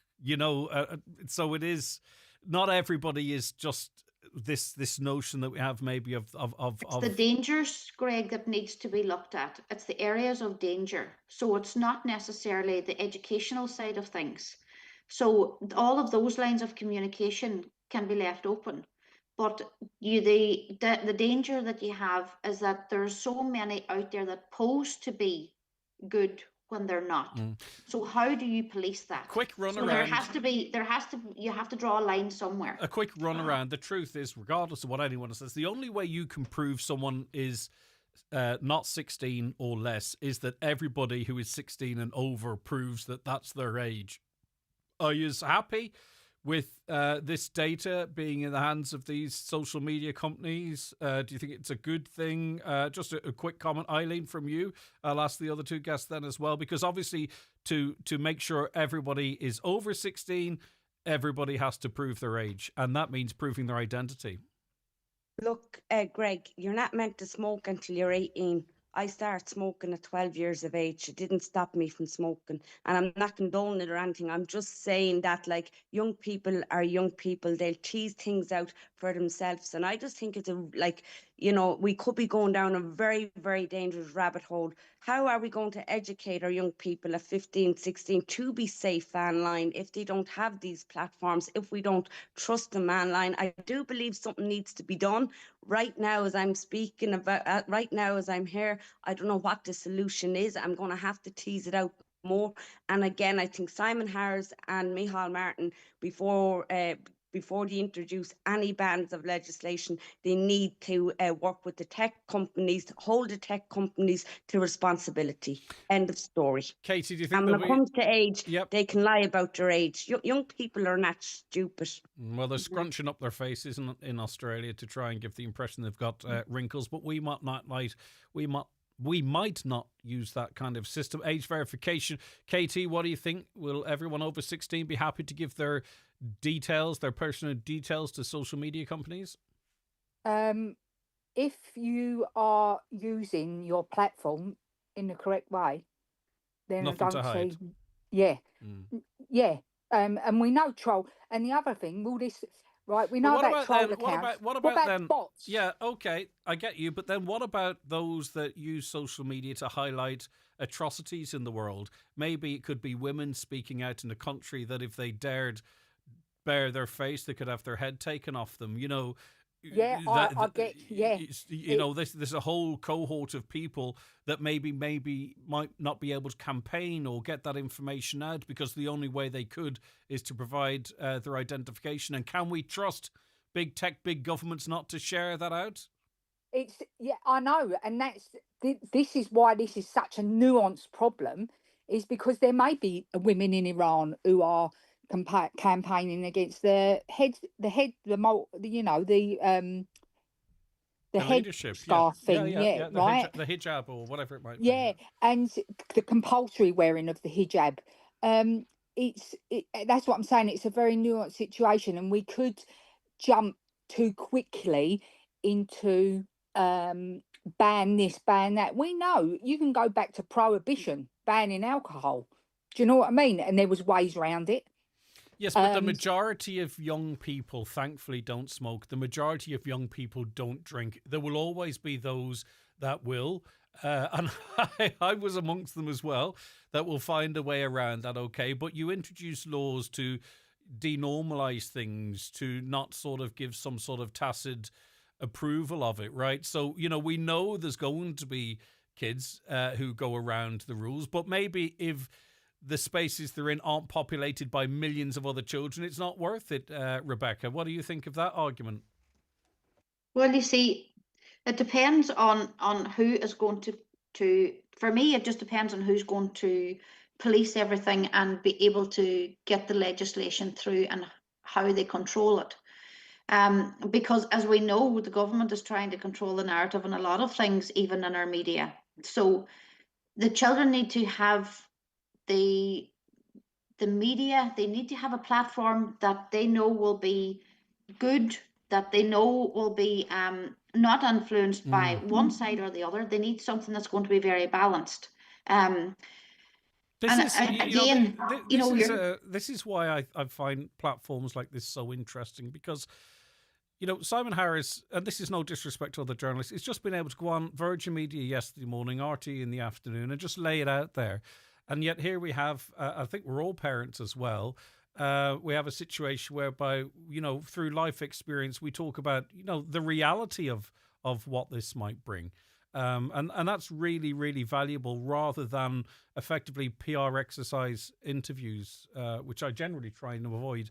So it's been really interesting to get all of your views on that. If you need to grab a coffee, I'm going to be 4 minutes. We'll be back with more from Independent Senator Eileen Flynn, Rebecca McDade, Chair of Aontú in Donegal, and Katie Tyrrell McCafferty, Community Campaigner. It's time for Vision Ireland Bingo on Highland Radio. It's Friday the 30th of January. You're playing on the yellow sheet for the daily prize of €600. The reference number is S5. It's game number 5. The numbers are 41, 48, 40, 75, 86, 2, 64, 35, 9, and finally 50. Phone your claim to 9104833 before midnight, leaving your name, contact number and the name of the shop where you purchased your book, and we'll call you back the next working day. Get all your Vision Ireland bingo information at highlandradio.com. O'Reilly's Sports Store is now open at Unit 4, Northern Point Business Centre, Shesh O'Neill, Ballybuffet. Call in today and check out a great range of sportswear and equipment for all ages. With exciting brands including ballet, precision, club shops and much more, there's something for every player and supporter. O'Reilly's Sports, Ballybuffet. Imagine sinking into a perfect comfort every night. At Restex Beds, we believe a better sleep means a better life. Choose from our vast range of quality mattresses and find the one that's perfect for you. Restex Beds, Mountaintop, Letterkenny. Leave the rest to us. If you have a cough, flu, sore throat, or if you're just feeling miserable, don't suffer through it. At McGee's Chemist, we have the expertise to help you feel better. Our pharmacists and experienced staff will recommend the most effective over-the-counter solutions and give advice on how best to manage your symptoms. At McGee's, we have a wide range of trusted brands and products to help you recover. McGee's Chemist, Main Street, Letterkenny. For healthcare help and advice you can always trust. The Greg Hughes Show, brought to you by Kelly's Toyota. With over 50 years of experience, trust us to help you on your electric journey. The Greg Hughes Show, brought to you by Kelly's Toyota, Port Road, Letterkenny. Stockists of a wide range of used passenger and commercial vehicles. The massive January sale is now on at Patterson's Kitchens, the Hall Lifford. Massive savings on kitchens, beds, sofas, dining sets and giftware, with up to 50% off selected mattresses. Hundreds of products in stock and ready for delivery or collection. Open Monday to Saturday 9 a.m. till 5:30 p.m. Get yourself down to Patterson's massive January sale. Genesis Clinic Gudor, introducing Purasomes and Secret RF Microneedling, an advanced skin treatment that combines radiofrequency energy with microneedling to lift and tighten jowls and neck, minimise wrinkles and scars, and improve tone, texture, pigmentation and redness. Also offering PDO thread lifts, dermal fillers, skin boosters and laser treatments for hair, rosacea, acne, ageing and all skin conditions. Contact Mary Ferry, your aesthetic practitioner, at Genesis Clinic Gudor, 07495 32575. With 56 post offices across Donegal from Lifford to Letterkenny and an award-winning Irish customer service team, An Post Money is the only current account that's truly local. Start your financial year the right way. Pop in to your local post office or download the An Post Money app today. An Post Money, making better happen. Terms and conditions apply. A monthly maintenance fee applies. An Post is authorised by the Minister for Finance to provide payment services and is regulated by the Central Bank of Ireland in the provision of such services. This Valentine's, skip the pressure and make it fun at Century Complex. Whether it's date night, galentines or catch up with friends, enjoy movies, cocktails, food and games all in one place. Celebrate the Century way this February. Call 07491 21976 or visit centurycinemas.ie for more information. Are you going through intense treatment, alopecia or hair thinning? At the Donegal Wig Centre and Patrick O'Day Hairdressing, we have over 30 years experience helping people feel themselves again. In our private consultation suite, we have the largest selection of beautiful wigs and hairpieces in the Northwest, and we're HSE approved. To arrange your private consultation at the Donegal Wig Centre in Letterkenny, call us today on 91254776. When it's gone, it's gone. This week's new wigging at Home Store and more. All rugs are all half price. But better hurry, because when all our half price rugs are gone, they're gone. Also, all Pyrex kitchenware and all car accessories are still half price. But when all our Pyrex kitchenware and car accessories wiggigs are gone, they're definitely gone. Drop by your local Home Store and More. Visit us online at homestoreandmore.ie. Home Store and More. A happy home. So more than 36,000 new homes were completed across the country last year. It's an increase of 20% in 2024, but it does fall short of the government's prediction in early 2025. 681 were completed in Donegal. Over half, in fact, of the 36,000 new homes were completed in and around Dublin. Katie Tyrrell McCafferty, does the government deserve credit for increasing house completions year on year? A record year when compared to, the highest number since 2018 when these figures were starting to be compiled. Obviously, any social housing is... it's all housing, by the way, just to be clear, I believe. Oh, so it's not... I don't know, actually, now that you say that. Is it all social housing? I haven't a clue. No, I It's think it's a social mix. housing. It's a move in the right direction. It's still not enough. But as well as that, we have an housing crisis. We know we have an housing crisis. And then we have our own mini housing crisis in Donegal with mica and defective blocks. No, it's not enough. No, the government haven't met its target. So you can't really congratulate them on that because it's another empty Well, you promise. don't have to worry about it next year because we don't do targets anymore. So you can't. Oh, right. You So can't, that's great. We targets are finished Yeah. with.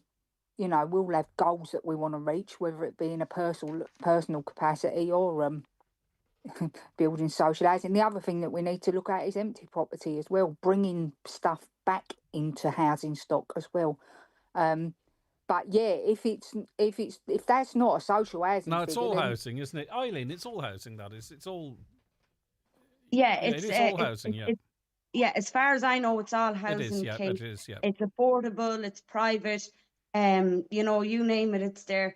For me, Greg, I wouldn't pat the government down the back for doing what they said they were going to do. And most importantly, I have to say it's not enough.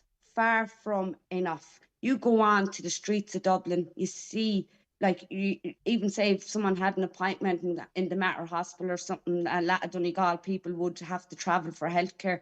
They will see the level of homelessness, the level of women and children and men homeless in our country. Now, they built over 30,000 houses, absolutely brilliant. I welcome all that when it comes to, like, I'm working with families here in Ardra who are homeless. I'm working with single mothers who are homeless, children in this country who are living in overcrowded accommodation. So for me, it's not enough. It's just like mental health, Greg. You know, they're patting themselves in the back. They're doing a great job. But then, see, they don't have to live in these communities where, like, and even in Donegal, there's a lot of social houses in this county that's impacted by the defective concrete, and that's not spoken about. It's not addressed. I've tried numerous of times to get that a standalone issue around the social housing. Well, we're waiting on. I spoke to the housing minister on this early last year. That when he was up, he said a scheme for social houses was imminent. Who was I speaking to recently? A councillor yesterday or the day before. They said that the minister said that they would have a scheme for social housing in a matter of weeks. That was towards the end of last year. So whatever's going on, this scheme is not forthcoming. We're being told it's in the works, but where is it? Yeah, and will it be future proofed for the families? You know, because it's dampness in the houses, and there's a lot around traveller accommodation as well in this county where the infected concrete, and that's not even spoken about. You know, there's some people in this county living in appalling accommodation underneath the social housing, and that's a failure of local authorities. It's a failure of government. And you know, you said there you're talking to the new minister. We have new ministers every few years, and they have to get. I just think the government, like, I'm at a place right now where I'm so frustrated with the health, with housing, mental health, childcare. really, Greg, things are getting so much Well, worse. I think it's 6 ministers now have asked when will the report into housing in Donegal be released. You'd be familiar with that, and it's always soon, or it's on my desk, or we're reviewing it. For families in Ardra, 123 houses were finished in Glentees last year. Don't know what the breakup of that is in terms of social or private, but 123 need far more than that to address the issues. Just for people in other electoral areas, 150 were completed in the Letterkenny Municipal District, 128 in the Donegal Municipal District, 123 in Glentees, 108 in Lifford, Stranraer, 76 in Milford, 56 in South Inishowen, 52 in North Inishowen, and there is something in the region of 760 commencements in 25. So that number might go up, but as again, we don't know what kind of houses they are, and I very strongly suspect that they're including the derelict properties in that, which doesn't tell a good picture. I'm really keen to find out if the derelict properties are in that Donegal figure. Rebecca, you can frame it one way or other. Another a record-breaking amount of houses, or another failed promise. Yeah, well, I think most people will know that I'm not a great fan of the government either. So, but we talk about the statistics, and we have to look at the elephant in the room. And that is the fact that there's 50,000 people born every year, 20,000 people die. So there's a difference there of 30,000 of population who will all need housing of some description at some time. And there's no planning for it at all. The other thing you have to look at, yes, as Eileen has mentioned, and Katie has mentioned there, I think too, with the defective blocks, there's no, even if you say there North Inishowen, only 52 houses in Inishowen. Look, it's ridiculous that the planning is not there, that they have not looked ahead. Everything that they do should be planning for the 10, the 15, the 20 years time, as well as trying to plan for the here and now. And that has not happened. The other problem that you have is when stock is low for houses, there's a demand for them, which ultimately leads to the increase of revenue. And that goes mainly for the government. There's a revenue there for the government, not only the selling agent. So you have to think, well, why is there a shortage of housing? So where is the money going that they're getting from the revenue of all of that as well? When you have the sale of the houses, and the increase in the price of the houses is immense. Well, so I think that's former policy, in that, what happened what does tend to happen is when things get tight in the economy, spending on housing, spending on infrastructural programs is all pulled back. Now, what they're saying going forward, that's not going to happen. So really, this is a hangover from the crash where all activity stopped, and we're chasing our tails to try and catch up again, but we won't do that into the future.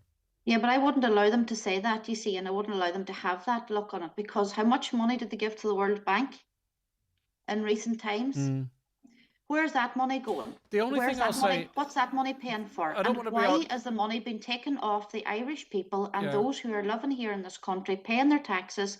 Where is our money going? We want to know where it's going. But just in relation to that, if you don't mind, Rebecca, and I don't want to be argumentative, we can then talk about the 25 million to Ukraine, the 50 million to that.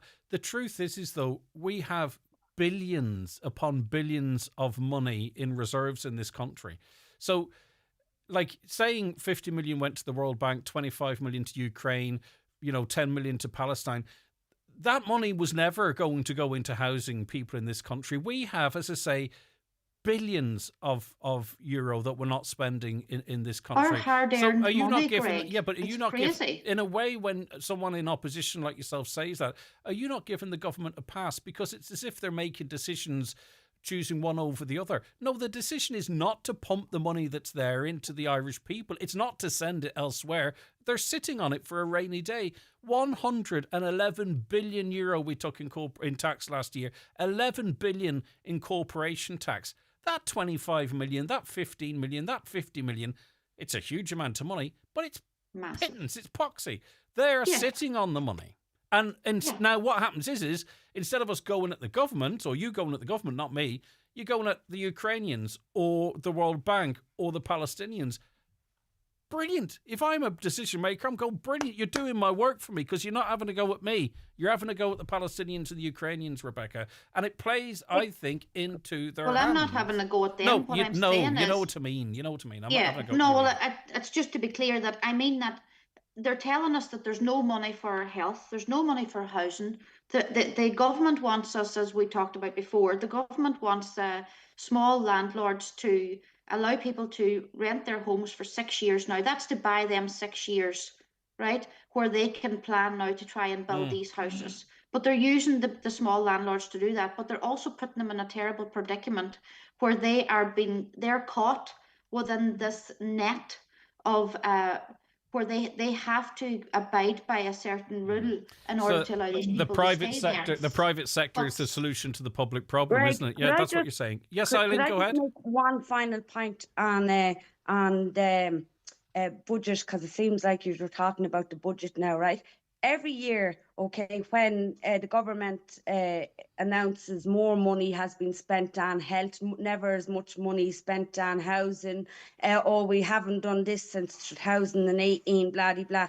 Like, I'm no economic person, but believe me and you, I was born and reared in poverty. I know exactly what it's like to live in run-down accommodation and where services are not met by local authorities. I get all that. But when the cost of living goes up, the biggest idiot in the room would know this. When the cost of living goes up, of course the government is going to invest more. So we're always told that. Even take Letterkenny Hospital for an example. You know, the Minister for Health just said we did never invest so much money in Letterkenny Hospital. You go into Letterkenny Hospital this minute, all of the staff are overworked. A lot of the staff are run down, burnt out. And people, you know, so where's this money is not shown on the ground.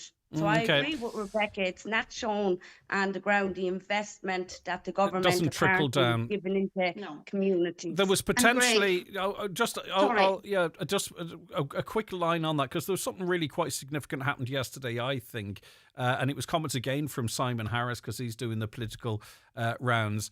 And he started talking about the right to housing in this country and who has the rights to housing and who doesn't have rights to housing. And some said it was dishonest and dangerous dog whistling.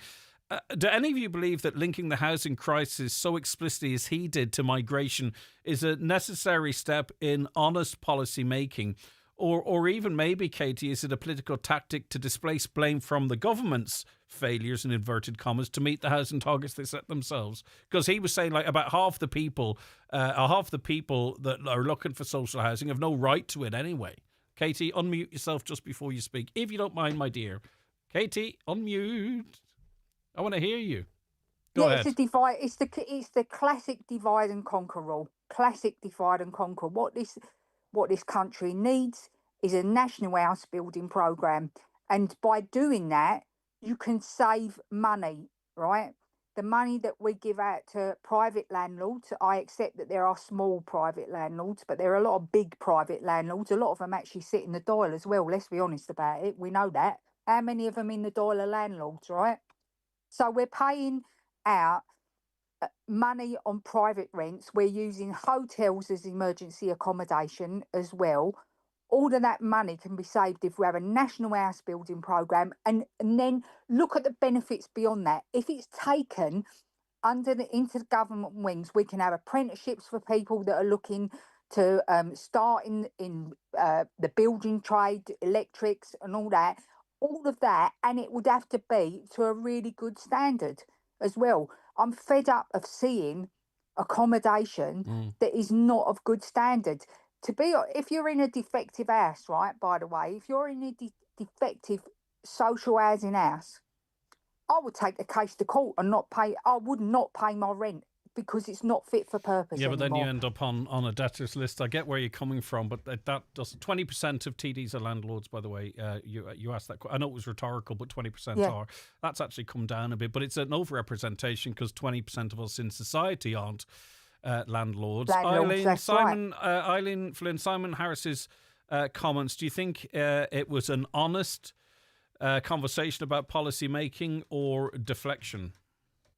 He's a leader that talks out of every part of his body, if you want. I can't make heads or tails of him, to be fair. You know, he's against the far right, and then he comes out and he divides to conquer right once again. I like, you know, everybody deserves a home. It's a basic human right. And I just want to bring Rebecca in this before the end of the programme. Rebecca, did you welcome Simon Harris's referencing to the demand on housing and people's entitlement to housing, whether they're immigrants or not, and that needs to be clarified? Or do you believe Minister Harris was displacing blame? 100%, he's just displacing blame.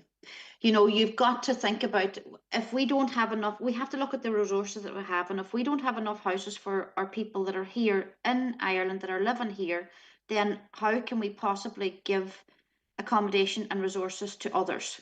So there has to be money spent in those areas, and we have seen that in Letterkenny and in our towns and villages all over Donegal here. When we come from the different areas, we have seen where certain types of accommodation or buildings have been turned into accommodation to accommodate migrants. I'm not saying anything about them. What I'm saying is you are dividing the people, and you're causing an anger, and you're raising that every single day, that you ignore the people that are from your country, that are basically trying to get housing, sitting on a housing list. One girl has told me she was told she'd be on the housing list for about 10 years.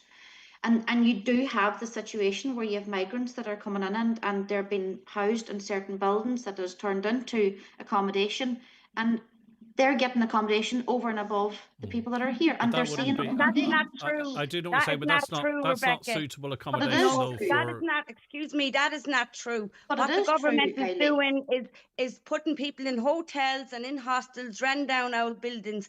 And that note that we're dividing to conquer, a young woman from Letterkenny made a very brave TikTok here a few days ago about her brother experiencing racial and hatred comments on the streets of Letterkenny.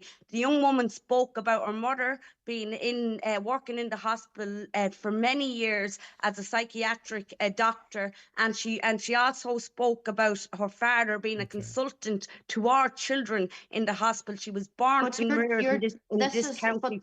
But you're dividing the people again. I can't allow you to say that. The government are paying hotel owners. They're investing in hotel owners while we have a housing crisis. Exactly what Kate had said earlier. Invest in social housing. Okay, well, Rebecca's I can't agree with that. In total, I will agree in some of it, in part, but not all of it. If you don't agree with that, you believe in the government giving money to hotels. Okay, well, listen, I do not, Rebecca, I got your point, and listeners will as well, and they can make up their own minds. Have a great weekend. Thank you very much indeed for your time. Eileen Flynn, thank you so much for joining us, and Katie, look forward to chatting to you really soon. The Greg Hughes Show, brought to you by Kelly's Toyota, where you can care for your car with Toyota Relax, giving you an additional year's warranty with your service. Terms and conditions apply. Are you building, rebuilding, or simply improving your home? Come along to Donegal's premier gathering of home building professionals in the Northwest. Donegal New Build and Rebuild 2026 will take place in the Mount Errigal Hotel, Letterkenny. Admission is free to this 2-day event from Saturday 7th until Sunday 8th of February. This ad is sponsored by McDade Bathroom Plumbing and Tiles. Imagine your wedding at the foot of Errigal Mountain in the heart of Donegal's Gaeltacht. Anchorage Hotel in Gweedore offers elegant spaces, stunning views, and every detail planned for your perfect day. Celebrate your love surrounded by Donegal's breathtaking beauty. Your dream wedding awaits at anchoragehotel.com. If I was cyberbullied, you put your arm around me, right? If the videos on my feed tried to push me to extremes, would you intervene? What if I was pressured into a dangerous challenge? Or became bombarded with videos of self-harm? Disordered eating. Suicide? Children and young people can encounter violence, bullying, explicit content, and many other dangers online. Harmful content is never acceptable. Report it to the platform where you see it. Visit Commission the Mound at www.cnam.ie for more on how to report. If you're fitting a new kitchen or replacing some tired appliances, now's the time with the Ben Sweeney Euronics Kitchen Bundle. Get a single oven and hob, integrated dishwasher and fridge freezer, wash machine and tumble dryer, all for just €2,000. Other kitchen bundles are available on request. Call us today or visit Ben Sweeney Euronics, Port Road, Letterkenny, in the shopping centre, Dunlow.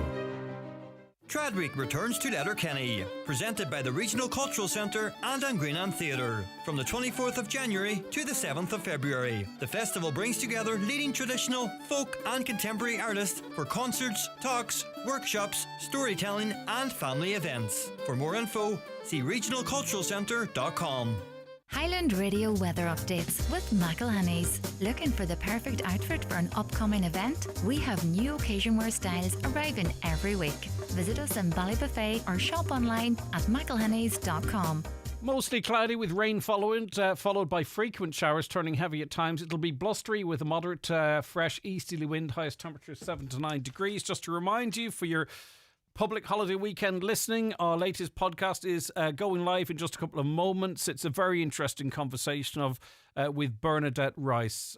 She's the latest guest in our series of Greg Hughes podcasts, sister podcasts to this programme. Get it where you get your podcasts. And a former guest was Jerry McKeever. We were speaking to him about his views on democracy. He's got a book out, Saving Democracy, A Proactive Plan. And he's going to be signing copies tomorrow between 2 and 4 p.m. at the Bookmark Letterkenny Shopping Centre. Have a fantastic weekend, everybody. We really appreciate